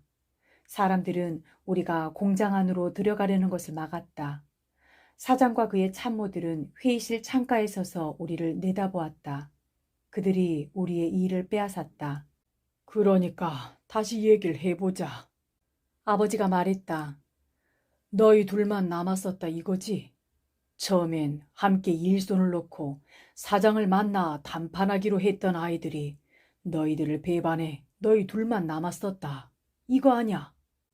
술은 그만 드세요, 아버지. 내가 말했다. 잘했어. 아버지는 다시 병을 기울여 술을 마셨다. 너희도 잘했고 그 아이들도 잘했다. 저희들 먼저 들어갈래요. 그래, 들어가라. 들어가서 너희 엄마를 내보내. 그럴 필요 없어요. 어머니였다. 어머니는 주정뱅이의 몸에 걸려 넘어질 뻔했다. 잘한다. 어머니가 말했다. 둘이서 아버지도 제대로 못 모시는구나. 가만히 있어. 아버지는 빈 술병을 다리 밑으로 던졌다. 얘들이 오늘 훌륭한 일을 했어. 사장을 만나 얘기를 했대. 회사가 잘 되려면 몇 사람의 목이 필요하다고 말이야. 그리고 사장에게 당신이 당하고 싶지 않은 일을 노동자들에게 강요하지 말라고 한 거야. 이 말 뜻을 엄마가 알까? 응? 아버지 그거 아니에요. 내가 말했다. 우리는 아무도 만날 수 없었어요. 얘기가 먼저 새버려 그냥 쫓겨났을 뿐이에요. 마찬가지야. 아버지가 큰 소리로 말했다. 사장을 만났으면 그런 말을 했을 거 아냐. 그렇지? 대답해봐. 네. 작은 목소리로 내가 대답했다. 들었지? 엄마 들었어? 걱정할 거 없어요. 어머니가 말했다. 얘들은 이제 인류 기술자예요. 어느 공장에 가든 돈을 벌 수 있어요. 모르는 소리 하지 마. 모르는 소리는 왜 모르는 소리예요? 공장도 옮겨보는 게 좋아요. 그게 안 된다니까. 벌써 공장끼리 연락이 돼 있어. 똑같은 공장들이야. 얘들을 받아줄 공장이 없어. 얘들이 오늘 무슨 일을 했는지 당신이 알아야 돼. 그만두세요. 얘들이 무슨 반역죄라도 지은 것처럼 야단이에요. 뭐라고? 가자. 형은 시멘트 다리를 성큼성큼 걸어 건넜다. 그 끝에서 골아떨어진 주정뱅이를 일으켜 업었다. 다리를 휘청거리면서도 넘어지지 않았다. 형은 지난 며칠 동안 제대로 먹지 못했다. 잠도 잘 못 잤다. 혓바늘이 돋고 입맛을 잃었다. 밤에도 머리가 맑아져 잠을 이루지 못했다. 이제 그 보상을 받기 시작했다. 형은 주정뱅이네 마루에다 주정뱅이를 내려놓았다. 어린 딸이 눈을 비비며 나와 아버지를 받아 눕혔다. 우리는 골목을 나와 밤 공기를 크게 들이마셨다. 어머니가 아버지를 업고 가는 것이 보였다. 형은 돌아서면서 두 손으로 머리를 눌렀다. 노동자들은 여느 때와 마찬가지로 좁은 마당에 나와 공을 찼다. 그들은 우리 쪽으로 고개를 돌리려고 하지 않았다. 20분이 지나자 땀을 뻘뻘 흘리며 작업장으로 몰려들어갔다. 이게 뭐람? 혼잣말처럼 형이 중얼거렸다. 저녁에 다른 이야기를 하면 안 됩니다. 승용차 안에 사나이가 말했다. 25만 원이면 아무 말 안 해요. 내가 말했다. 그날 밤 승용차 안의 사나이가 우리 동네의 나머지 입주권을 모두 사버렸다. 그는 다른 투기업자들이 22만 원에 사는 것을 25만 원씩 주고 모두 사버렸다. 그날 밤에도 영희는 펜지꽃 앞에 앉아 기타를 쳤다. 영희는 펜지꽃 두 송이를 따 하나는 기타에 꽂고 하나는 머리에 꽂았다. 그리고 꼼짝도 하지 않고 기타만 쳤다. 사나이가 아버지에게 담배를 권했다. 25만 원이 분명하죠? 어머니가 물었다. 사나이를 따라온 나이 든 사람이 검은 가방을 열어 돈을 보여주었다. 그는 마루에 앉아 매매 계약서를 썼다. 어머니가 방으로 들어가 서류가 든 봉투와 도장을 가지고 나왔다. 아버지는 계약서 매도자란에 김불이라고 쓰고 도장을 눌렀다. 나이 든 사람은 아버지의 이름을 제대로 읽지 못했다. 아버지 이름이 갖는 아픈 바람의 뜻을 그는 알 리가 없었다. 어머니는 소중하게 쌓아두었던 것들을 하나하나 넘겨주었다. 식칼 자국이 난 표찰, 아침 수저를 놓고 가슴을 3번 치게 한 철거 개고장, 집을 헐값에 버리기 위해 생전 처음 내본 인감 증명 2통, 미리 서명해 두었던 명의 변경 신청서, 힘 하나 없는 식구들의 이름과 나이가 차례대로 적혀있는 주민등록등본 2통. 마당가 펜지꽃 앞에 앉아있던 영희가 고개를 숙였다. 사나이가 돈을 내밀었다. 어머니는 머리를 저으며 뒤로 물러앉았다. 아버지가 그것을 받았다. 꼭 3초 동안 들고 있다가 어머니에게 넘겨주었다. 어머니는 두 손으로 돈을 받아들었다. 다음날 아침 명희 어머니는 사람들을 시켜서 집을 헐었다. 어머니가 15만 원을 갚았다. 두 부인은 손을 마주잡은 채 아무 말도 못했다. 용달차가 좁은 골목을 뚫고 들어와 명인의 짐을 실었다. 명희 어머니가 치마를 올려 눈물을 닦았다. 에휴, 정이란 게 뭔지. 명희 어머니가 말했다. 정이란 게 이렇게 더러운 게라우. 그 말이 우리의 눈에 고춧가루를 뿌렸다. 용달차가 집 앞을 지나갔다. 아버지는 오른손을 반쯤 올렸다 내렸다. 왼손에는 책이 들려 있었다. 지섭의 책에 아버지의 손때가 까맣게 묻었다. 아버지와 지섭은 우리에게 대기권 밖을 날아다니는 사람들로 보였다. 두 사람은 하루에도 몇 번씩 달을 왕복했다. 살기가 너무 힘들다. 아버지가 말했었다. 그래서 달에가 천문대회를 보기로 했다. 내가 할 일은 망원 렌즈를 지키는 일이야. 달에는 먼지가 없기 때문에 렌즈 소재 같은 것도 할 필요가 없지. 그래도 렌즈를 지켜야 할 사람은 필요하다. 아버지, 도대체 그런 일이 가능할 것 같아요? 내가 말했다. 넌 이때까지 뭘 배웠니? 아버지가 말했다. 뉴턴이 그 중요한 법칙을 발표하고 3세기가 지났어. 너도 그걸 배웠지? 국민학교 때부터 배웠어. 그런데 우주에 관한 기본 법칙을 전혀 모르는 사람처럼 말하는구나. 그런데 누가 아버지를 달에 모시고 가겠대요? 지섭이 미국 휴스턴에 있는 존슨 우주센터에 편지를 써보냈다. 그곳 관리인 로스 씨가 답장을 보내올 거야.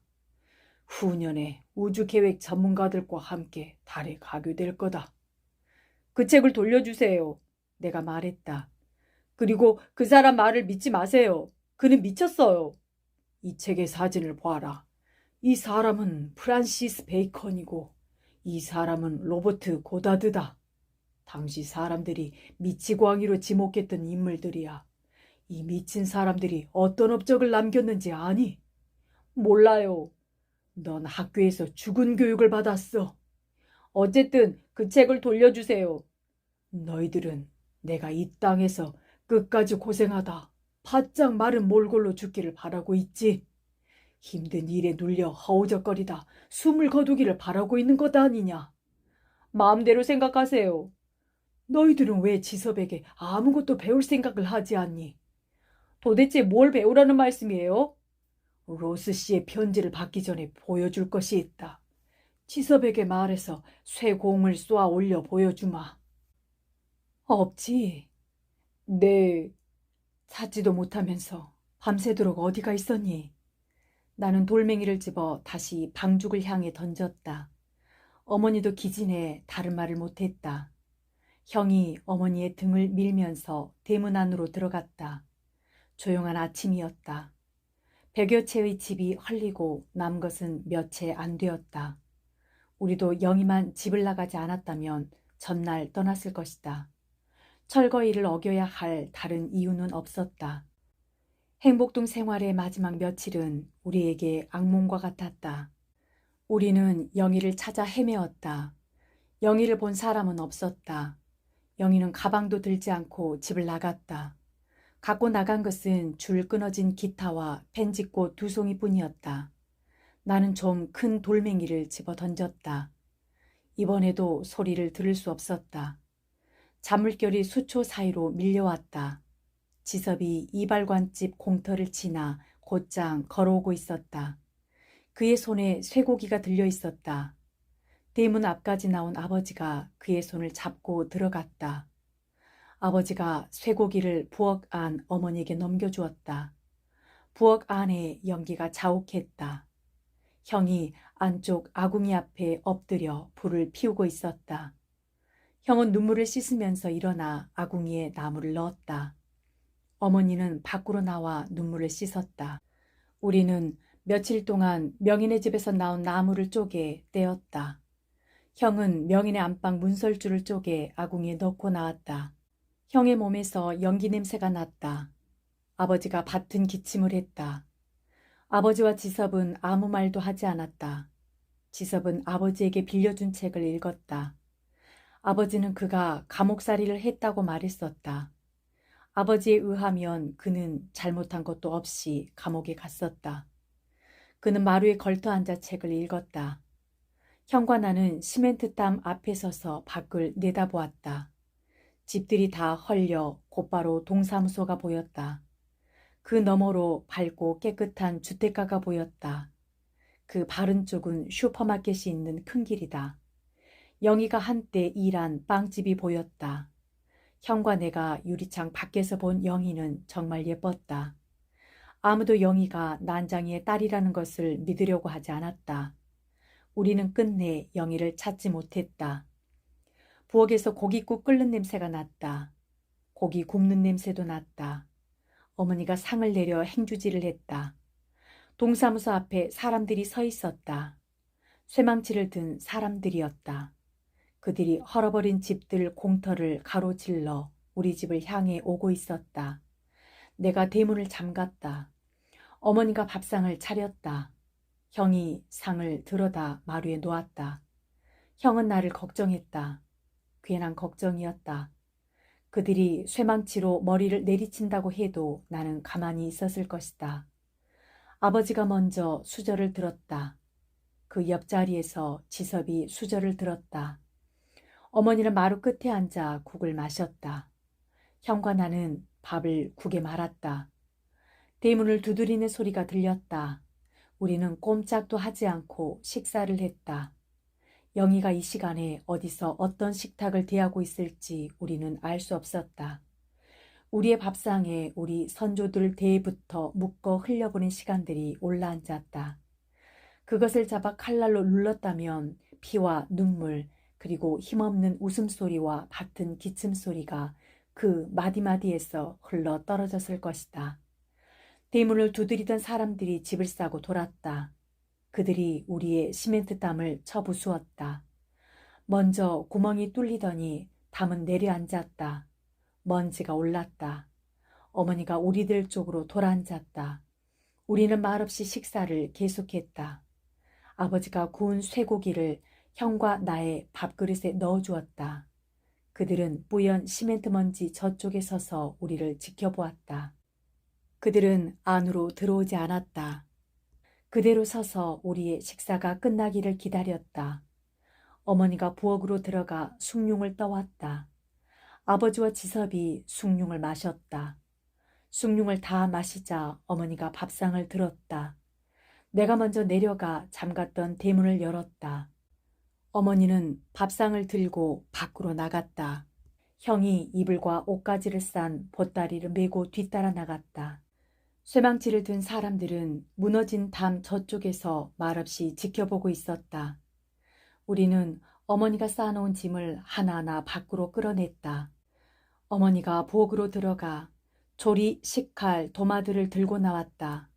마지막으로 아버지가 나왔다. 아버지는 아버지의 공구들이 들어있는 부대를 메고 나왔다. 쇠망치를 든 사람들 앞에 쇠망치 대신 종이와 볼펜을 든 사나이가 서 있었다. 그가 아버지를 보았다. 아버지가 바른 손을 들어 집을 가리키고 돌아섰다. 쇠망치를 든 사람들이 집을 쳐부수기 시작했다. 한꺼번에 달라붙어 집을 쳐부수었다. 어머니는 돌아앉아 무너지는 소리만 들었다. 북쪽 벽을 치자 지붕이 내려앉았다. 지붕이 내려앉을 때 먼지가 올랐다. 뒤로 물러섰던 사람들이 나머지 벽에 달라붙었다. 아주 쉽게 끝났다. 그들은 쇠망치를 놓고 땀을 씻었다. 사나이가 종이에 무엇인가 써넣었다. 지섭이 들고 있던 책을 아버지에게 주었다. 그는 사나이를 향하여 걸어갔다. 방금 무슨 일을 하셨습니까? 지섭이 물었다. 사나이는 몇 초 후에야 지섭의 말을 알아들었다. 그가 말했다. 30일까지 철거를 하게 돼 있었죠?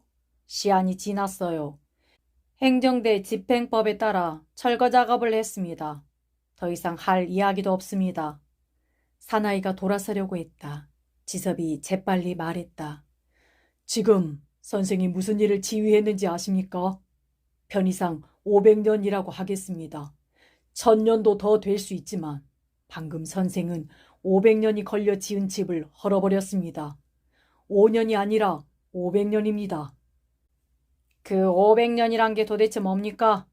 사나이가 물었다. 모르시겠어요? 지섭이 되물었다. 그만 비켜요. 당신이 덫을 놓았습니다. 당신이 아니라면 당신 상부에서 100여 세대 이상이 여기다 생활터전을 잡는 것을 몰랐어요? 덫을 놓은 게 아닙니까? 가서 말해요. 내가 치더라고. 설마 하고 서 있던 사나이는 고개도 돌리지 못했다. 지섭의 주먹이 사나이의 앞면에 정통으로 들어갔다. 사나이는 두 손으로 얼굴을 감싸며 상체를 수그렸다. 두 손 사이로 피가 흘러내렸다. 수그린 사나이를 지섭이 또 쳤다. 사나이는 앞으로 푹 쓰러졌다. 우리가 말릴 사이도 없었다. 쇠망치를 든 사람들도 마찬가지였다. 그늘은 뒤늦게 몰려와 지섭에게 달려들었다. 여러 사람이 한꺼번에 치고 받고 밟았다. 형과 내가 나설 차례였다. 그런데 아버지가 우리의 팔을 잡아 끌었다. 놔둬라. 아버지가 말했다. 아는 사람이 말하게 해라. 형과 나는 아버지에게 팔을 잡힌 채 보았다. 일은 간단히 끝났다. 사나이는 일어나고 지섭은 땅에 죽은 듯 쓰러져 있었다. 사람들이 지섭을 일으켜 세웠다. 어머니가 갑자기 몸을 떨면서 울었다. 지섭의 얼굴은 피에 젖었다. 피는 머리에서 얼굴로 흘러내렸다. 그 뒤 지섭을 끌고 갔다. 그들은 올 때처럼 곧바로 공터를 가로질러 갔다. 동사무소를 지나 큰 길 쪽으로 나가는 것이 보였다.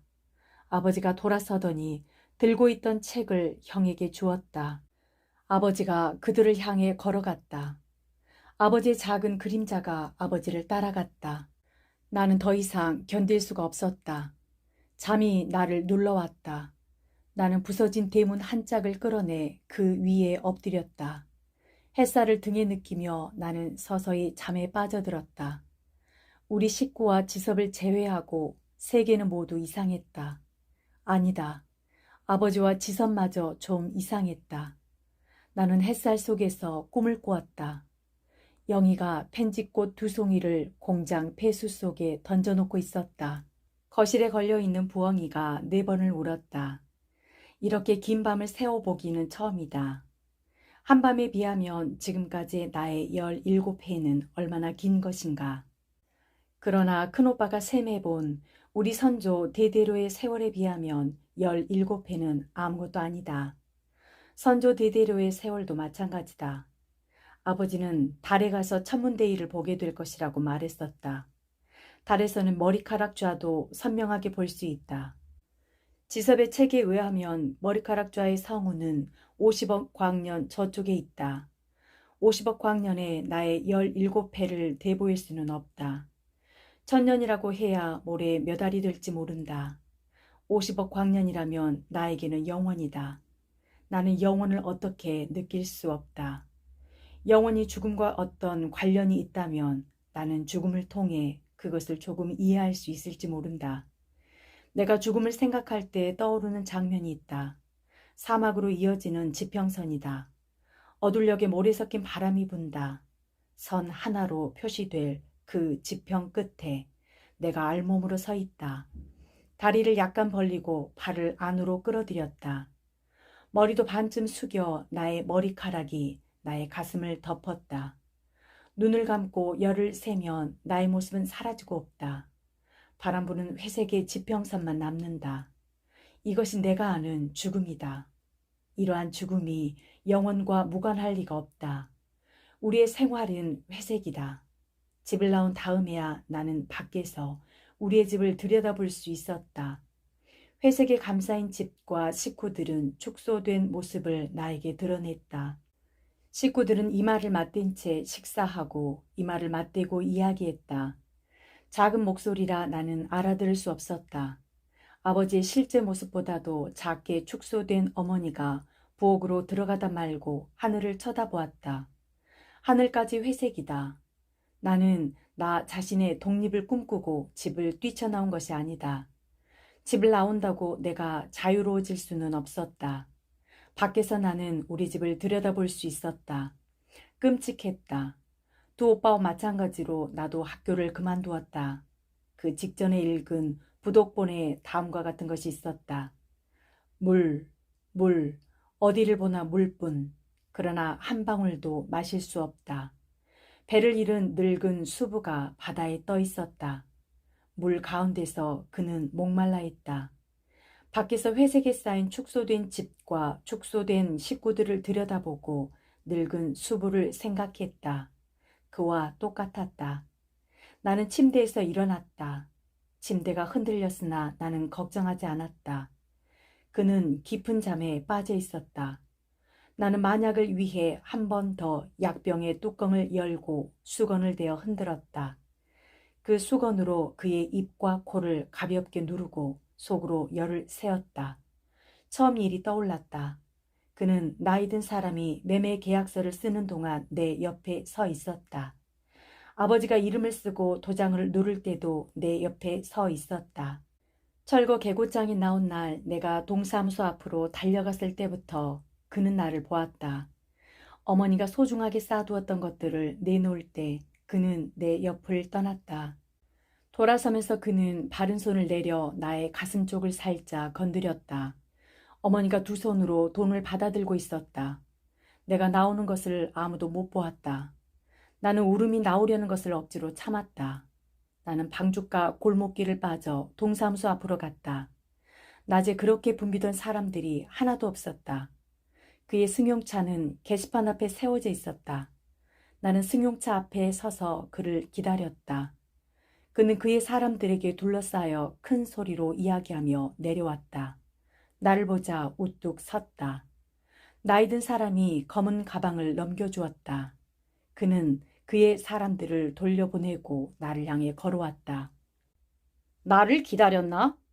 그가 물었다. 나는 고개를 끄덕였다. 왜? 우리 거도 그 안에 있어요. 내가 검은 가방을 가리키며 물었다. 이 안에 있겠지. 그걸 따라 나왔어요. 어떻게 하려고? 나는 할 말이 없었다. 어떻게 할 테야? 난 가야 하는데. 그건 우리 집이에요. 겨우 내가 말했다. 그는 나를 내려다보았다. 이젠 아니지. 그가 말했다. 내가 돈을 주고 샀어. 그는 열쇠를 꺼내 승용차의 문을 열었다. 검은 가방을 넣고 그는 차에 올라탔다. 내가 손바닥으로 유리문을 두드렸다. 그가 반대쪽 문을 열었다. 나는 그의 차에 올라탈 때에서야 기타를 들고 나왔다는 것을 알았다. 그가 기타를 받아서 뒷자리에 놓아주었다. 그는 동사무소 앞에서 차를 돌려 나갔다. 나는 자리에 비스듬히 누워 몸을 숨겼다. 바로 앉아. 그가 말했다. 차는 행복동을 떠나 나공구를 벗어나고 있었다. 그는 운전을 하면서 나의 얼굴을 보았다. 차가 빨간 신호를 받자 나의 머리에서 펜지꽃을 가져다 냄새를 맡았다. 그는 작은 꽃송이를 왼쪽 윗주머니에 꽂았다. 우리 집은 영동이야. 그가 말했다. 조금 가다 내려줄 테니까 집으로 돌아가. 싫어요. 내가 말했다. 돌아갈 집이 없어졌어요. 그럼 어떻게 하겠다는 거야? 이 가방을 강탈해 갈 셈이야? 생각 중이에요. 좋아. 그가 말했다. 내가 할 일을 주지. 말을 잘 들어야 돼. 그렇지 않으면 내쫓을 테야. 사실은 전부터 너를 봤어. 예뻐서. 그렇지만 어떤 경우에든 안 돼요 하는 말을 내 앞에서는 쓸 수 없다는 걸 알아야 돼. 그러면 나는 너에게 내가 고용한 어떤 사람보다 많은 돈을 줄 용의가 있어. 잘 생각해보고 결정해. 나로서는 생각해볼 것도 없었다. 큰오빠는 우리의 집을 짓는데 천년의 세월이 걸렸다고 말했다. 나는 그 말뜻을 잘 몰랐었다. 큰오빠의 말에는 물론 과장도 섞여 있었다. 그러나 거짓은 아니었다. 어머니는 내가 17살이 되자 여자가 가져야 할 가족과 가정에 대한 그 전통적 의무가 어떤 것인가를 은연중 가르치려고 했다. 순결도 입이 닳게 강조하는 것 중에 하나였다. 어머니는 내가 어둠 속에서 남자를 생각하는 것도 용서할 수 없다는 입장을 취했다. 내가 집을 나와 한 생활을 알았다면 어머니는 목을 맸을 것이다. 그는 나에게 친절하게 해주었다. 제일 먼저 옷을 맞추어 주었다. 한꺼번에 여러 벌을 맞추어 주었다. 나는 그를 위해 나를 치장하지 않으면 안 되었다. 그의 아파트는 영동에 있었다. 사무실도 영동에 있었다. 나는 그의 사무실에서 주택에 관한 신문 기사를 오려 스크랩북에 옮겨 붙였다. 날마다 같은 일만 했다. 주택에 관한 기사가 없을 때는 일반 기사를 읽으며 소일했다. 그의 광고도 신문에 날마다 났다.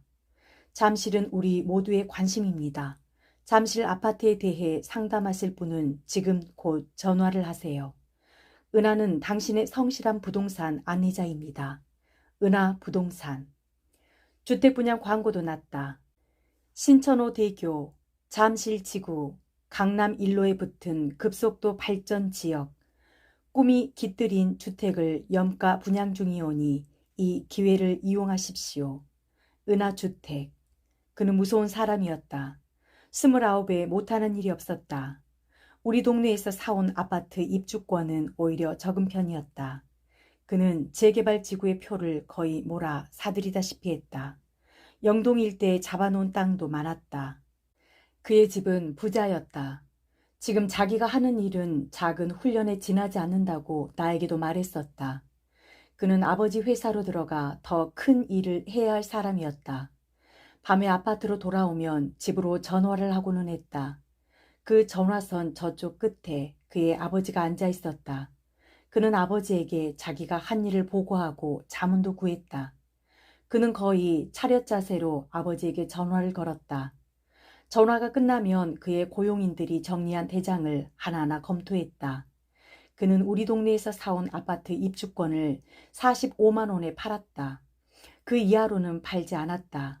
상상도 못했던 일이다.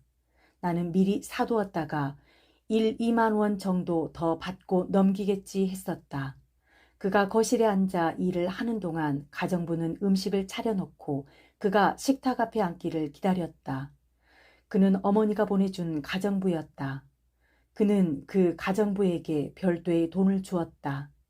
집 식구들에게 나에 관한 일을 보고하면 안 된다는 조처였다.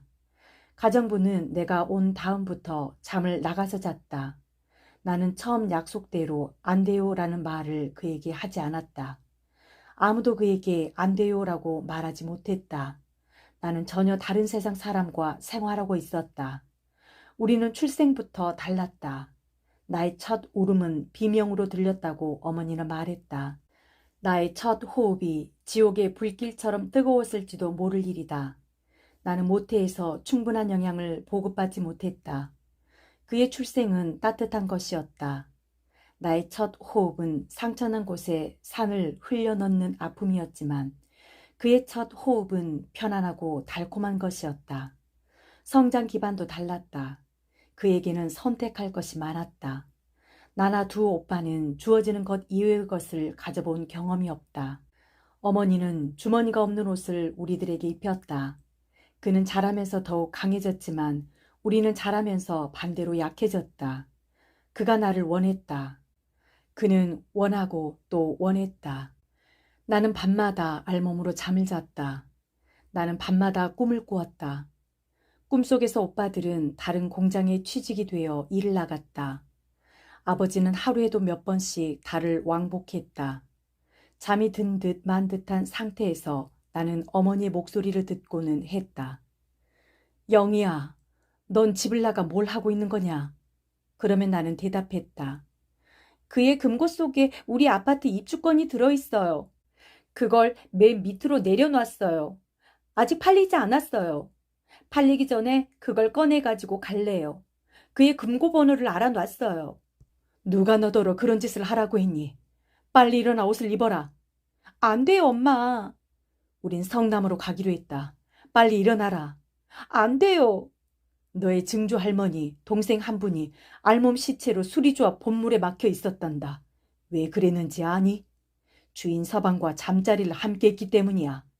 주인 여자가 너의 증조 할머니 동생을 삼해질에 숨지게 했단다. 엄마, 전 달라요. 같아. 달라요. 같아. 달라요. 넌 이제 그것 때문에 망한다. 어린 게 그것을 좋아해. 그래요. 전 좋아해요. 망할 것.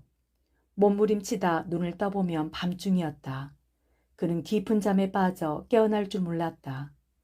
나의 몸에서는 그의 정액 냄새가 났다.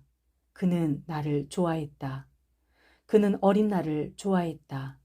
그는 완전하게 나를 좋아했다.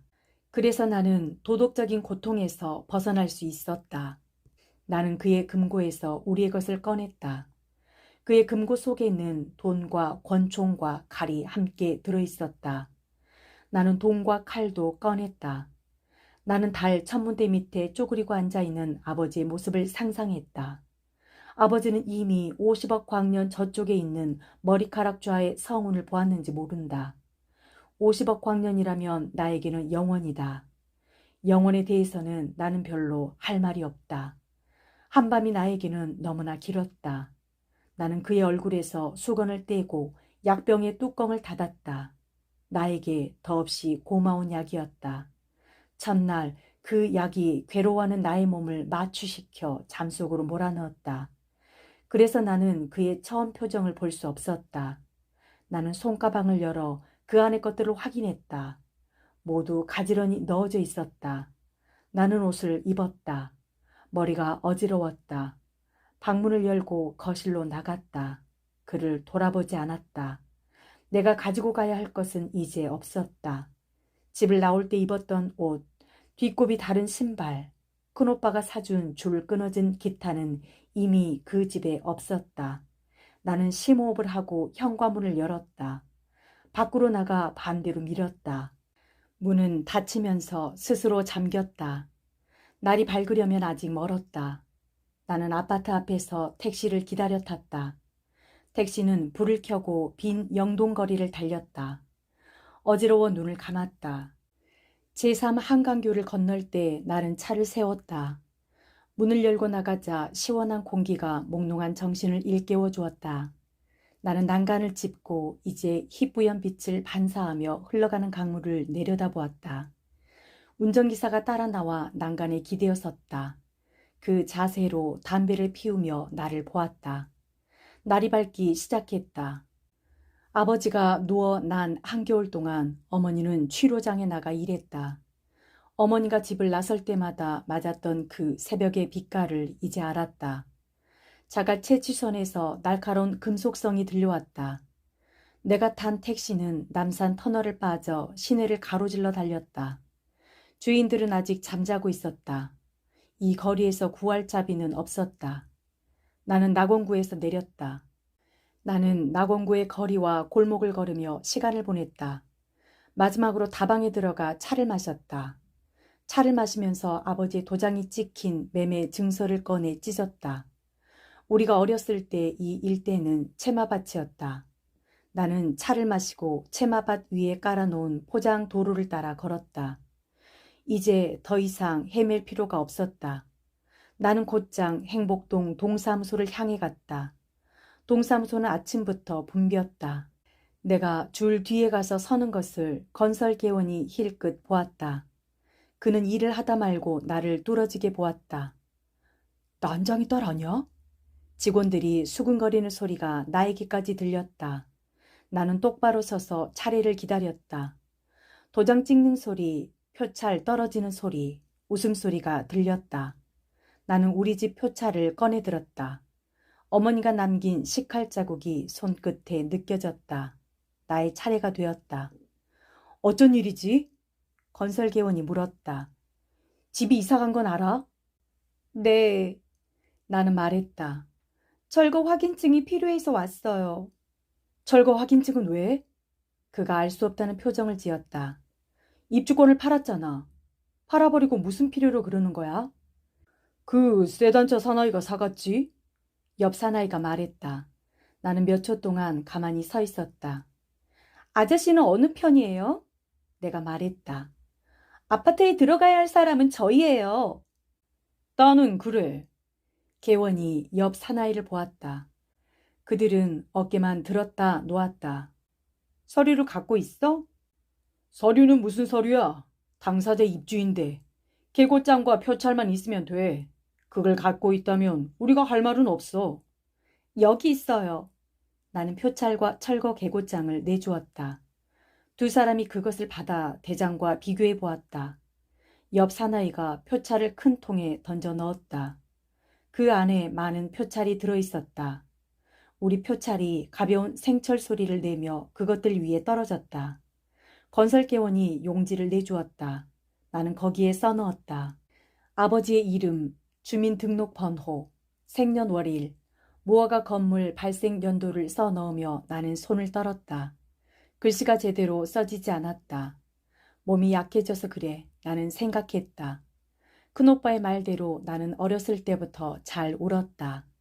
눈물이 앞을 가려 잠시 멈추었다가 썼다. 철거 확인원을 건설개원 앞으로 밀어놓았다. 번호 458 기존 무허가 건물 철거 확인원 처리기간 즉시 신청인 성명 김불이 주민등록번호 123456 123456 생년월일 1929년 3월 11일 주소 서울특별시 낙원구 행복동 46번지에 1839 본적 경기도 낙원군 행복면 행복리 276번지 철거된 건물 위치 서울특별시 낙원구 행복동 46번지에 1839 구분 가옥주 철거 일시 197땡년 월 1 무허가 건물 발생 연도 196땡년 5월 8일 용도 아파트 입주 신청용 위 사실을 확인하여 주시기 바랍니다. 197땡년 10월 7일 신청인 김불이 위 사실을 확인함 197땡년 10월 7일 낙원구 행복 제1동장 철거 일시를 모르겠어요. 내가 말했다. 개원은 나를 빤히 쳐다보며 물었다. 어디 가 있었어? 나는 말하지 않았다. 그는 197땡년 10월 1일이라고 써 넣었다. 이사 간 것도 모르지? 네. 아무 이야기도 못 들었어? 나는 다리에 힘까지 빠지는 것을 느끼며 책상 모서리를 짚고 섰다. 옆 사나이가 건설개원을 쿡 찔렀다.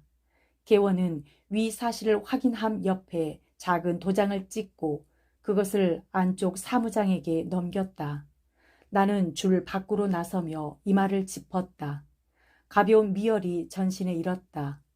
안쪽에서 사무장이 일어서며 나를 손짓해 불렀다. 그는 행복 제1동장 위에 직인을 찍었다. 그것을 내주기 전에 나를 창가로 데리고 갔다. 사무장은 큰 길 건너 포도밭 아랫동네를 가리켰다. 위에서 세 번째 집이야. 그가 말했다. 그대가 아주머니를 찾아가. 윤신의 아주머니. 전부터 아버지를 잘 아시는 분이야. 하루에도 몇 번씩 여기까지 오셨었어. 너를 찾느라고. 저도 전에 뵌 적이 있어요. 내가 말했다. 구청에 들렀다 주택공사로 가야 돼요. 일을 끝내고 갈게요. 그 아주머니가 다 말씀해 주실 거다. 사무장이 말했다. 친절하신 아주머니야. 고맙습니다. 인사를 남기고 밖으로 나왔다. 사무장과 이야기하는 동안 직원들이 나를 보고 있었다.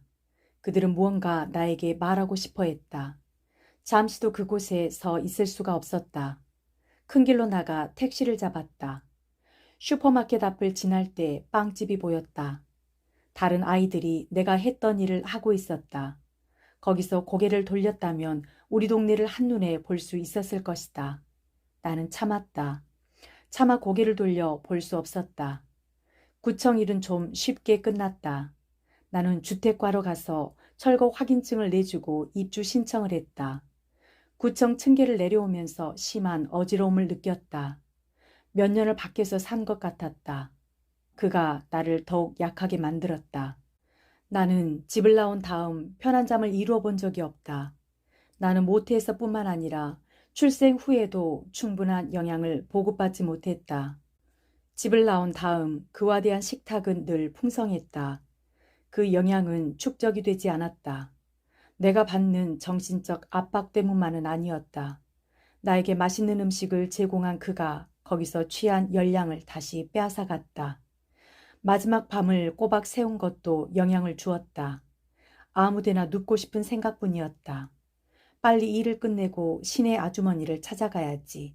그 아주머니가 나를 식구들 옆으로 보내줄 것이다. 나는 새벽에 왔던 길을 되밟아갔다. 남산 터널을 빠져 제3 한강교를 건넜다. 벌판에 서 있는 그의 아파트가 보였다. 나는 가방을 열고 안에 들어있는 그의 칼을 만져보았다. 상아로 만든 칼자루 윗부분에 작은 구슬만한 쇠가 붙어 있었다. 그것을 누르면 칼날이 튀어나온다는 것을 나는 알고 있었다. 주택공사 입구에서 차를 세웠다. 많은 사람들이 공사 정문을 향해 걸어갔다. 나는 서둘러 그들 속으로 들어갔다. 가만히 서 있어도 앞으로 밀려갔다. 나는 사람들에게 밀려 마당 안으로 들어갔다. 하얀 건물이 햇빛을 반사해 눈이 부셨다. 잔칫날 같았다. 몇 군데에 차일까지 쳐져 있었다. 나는 신청용지를 타는 곳에 가 섰다. 차례가 되자 직원이 시 접수증을 보자고 했다. 그 직원이 신청용지를 내주었다. 나는 줄 밖으로 나서며 아파트 임대 신청서의 내용을 쭉 읽었다. 그 임대 조건 중에 신청자와 입주자는 동일인이어야 하며 제3자에게 전대하거나 임차권을 채권의 담보로 제공할 수 없음이라는 것도 있었다. 죽어버린 조문이었다. 그 조문이 든 신청서에 아버지의 이름, 주소, 주민등록번호를 적어 넣었다. 다시 손이 떨렸다. 다리에 힘도 빠져 주저앉을 것 같았다. 신청서를 써가지고 다음 줄에 가 섰다. 내가 선 줄에 재개발지구의 주민은 나밖에 없었다. 그런데도 앞줄 책상의 직원은 모든 사람에게 묻고 있었다. 산 거죠? 알면서 묻고 있었다. 사람들은 그 물음에 얼른 대답하지 못했다. 산 거죠? 그 직원이 나에게도 물었다. 네, 샀어요. 아프지만 않았다며 나는 대답을 했을 것이다. 불친절하고 기분 나쁜 사나이였다. 나는 아팠다. 나는 아무 말도 하지 않았다. 그 직원은 신청용지, 시 접수증, 주민등록등본을 철박이로 눌렀다. 그 위에 접수도장을 콕 찍었다. 그것을 받아 돌아서다 말고 나는 몸을 숨겼다. 줄 반대쪽으로 들어가 건물 바로 앞쪽을 살폈다. 바로 그가 그의 승용차 앞에 서 있었다. 그는 건강한 몸으로 서 있었다. 나는 아픈 몸을 숨기고 그가 나가기를 기다렸다. 그와 마주친다면 나는 그를 죽일 생각이었다. 그는 아직까지 한 번도 죽음에 대해 생각해 본 적이 없을 것이다. 인간이 갖는 고통에 대해서도 그는 아는 것이 없다. 절망에 대해서도 모를 것이다. 빈 식기들이 맞부딪히는 소리, 손과 발, 무릎, 그리고 이가 추위에 견디지 못해 맞부딪히는 소리를 그는 들어본 적이 없을 것이다. 그가 원할 때마다 알몸으로 그를 받아들이며 삼킨 나의 신음소리도 듣지 못했을 것이다. 그는 벌겋게 달군 쇠로 인간에게 낙인을 찍는 사람들 편이었다. 나는 가방을 열어 칼을 만져보았다. 그가 손을 흔드는 것이 보였다. 건물 안에서 한 사나이가 나왔다. 그가 사나이를 맞아 악수하고 함께 차 안으로 들어갔다. 그의 승용차는 사람들을 옆으로 밀치면서 주택공사 마당에서 나갔다. 눈물이 또 나의 눈에 내배었다. 그는 가진 것이 너무 많았다. 나는 사람들을 따라 업무과로 들어갔다. 그 안에서도 줄을 섰다. 손으로 이마를 짚고 차례를 기다렸다. 어디 아파요? 나의 차례가 되었을 때 직원이 물었다. 괜찮아요. 나는 말하며 들고 있던 것들을 넘겨주었다. 직원은 나의 서류를 확인해 받고 영수증 용지에 신청번호를 적어주며 격리과에 가서 돈을 내라고 했다. 한 아주머니가 물을 받아다 주었다. 나는 물을 마셨다. 격리과 사람들은 아무것도 묻지 않았다. 그들은 돈 액수를 확인한 다음 영수증에 도장을 찍어 내주었다. 이제 됐어. 내가 말했다. 사람들이 나를 보았다. 그들은 알았을까? 나는 주택공사 건물을 등지고 나왔다. 거리에 쓰러지지 않고 시내 아주머니네 집까지 갔다. 아주머니네 집 초인종을 누르고 우리 동네를 보았다.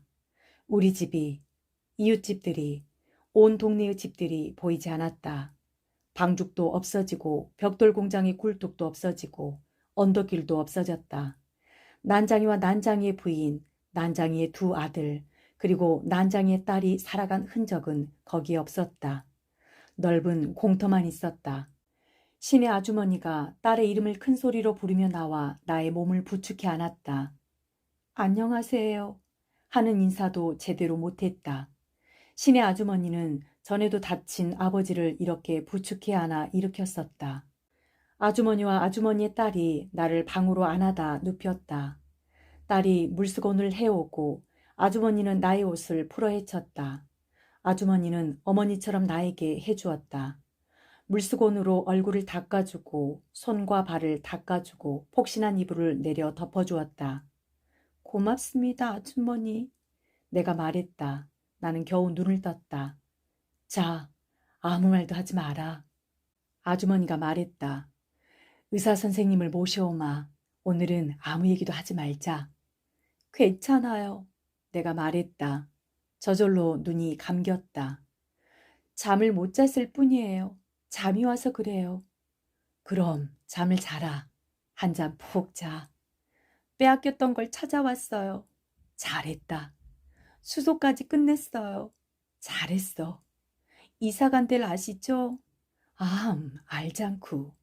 사무장님을 만났어요. 잠이 들 듯 말 듯한 상태에서 나는 말했다. 아주머니가 다 말씀해 주실 거라고 했어요. 다른 말은 없었지?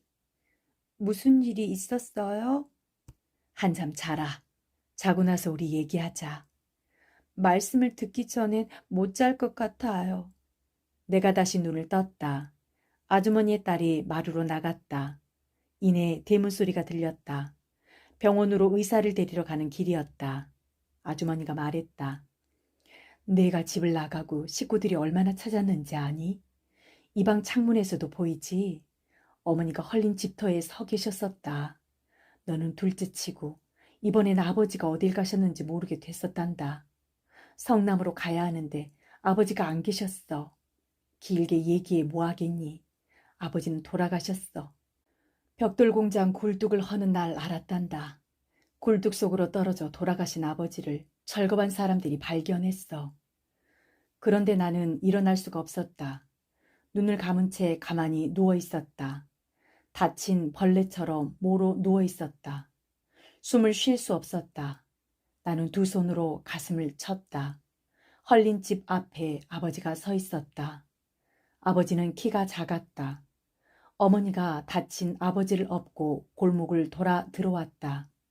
아버지의 몸에서 피가 뚝뚝 흘렀다. 내가 큰 소리로 오빠들을 불렀다.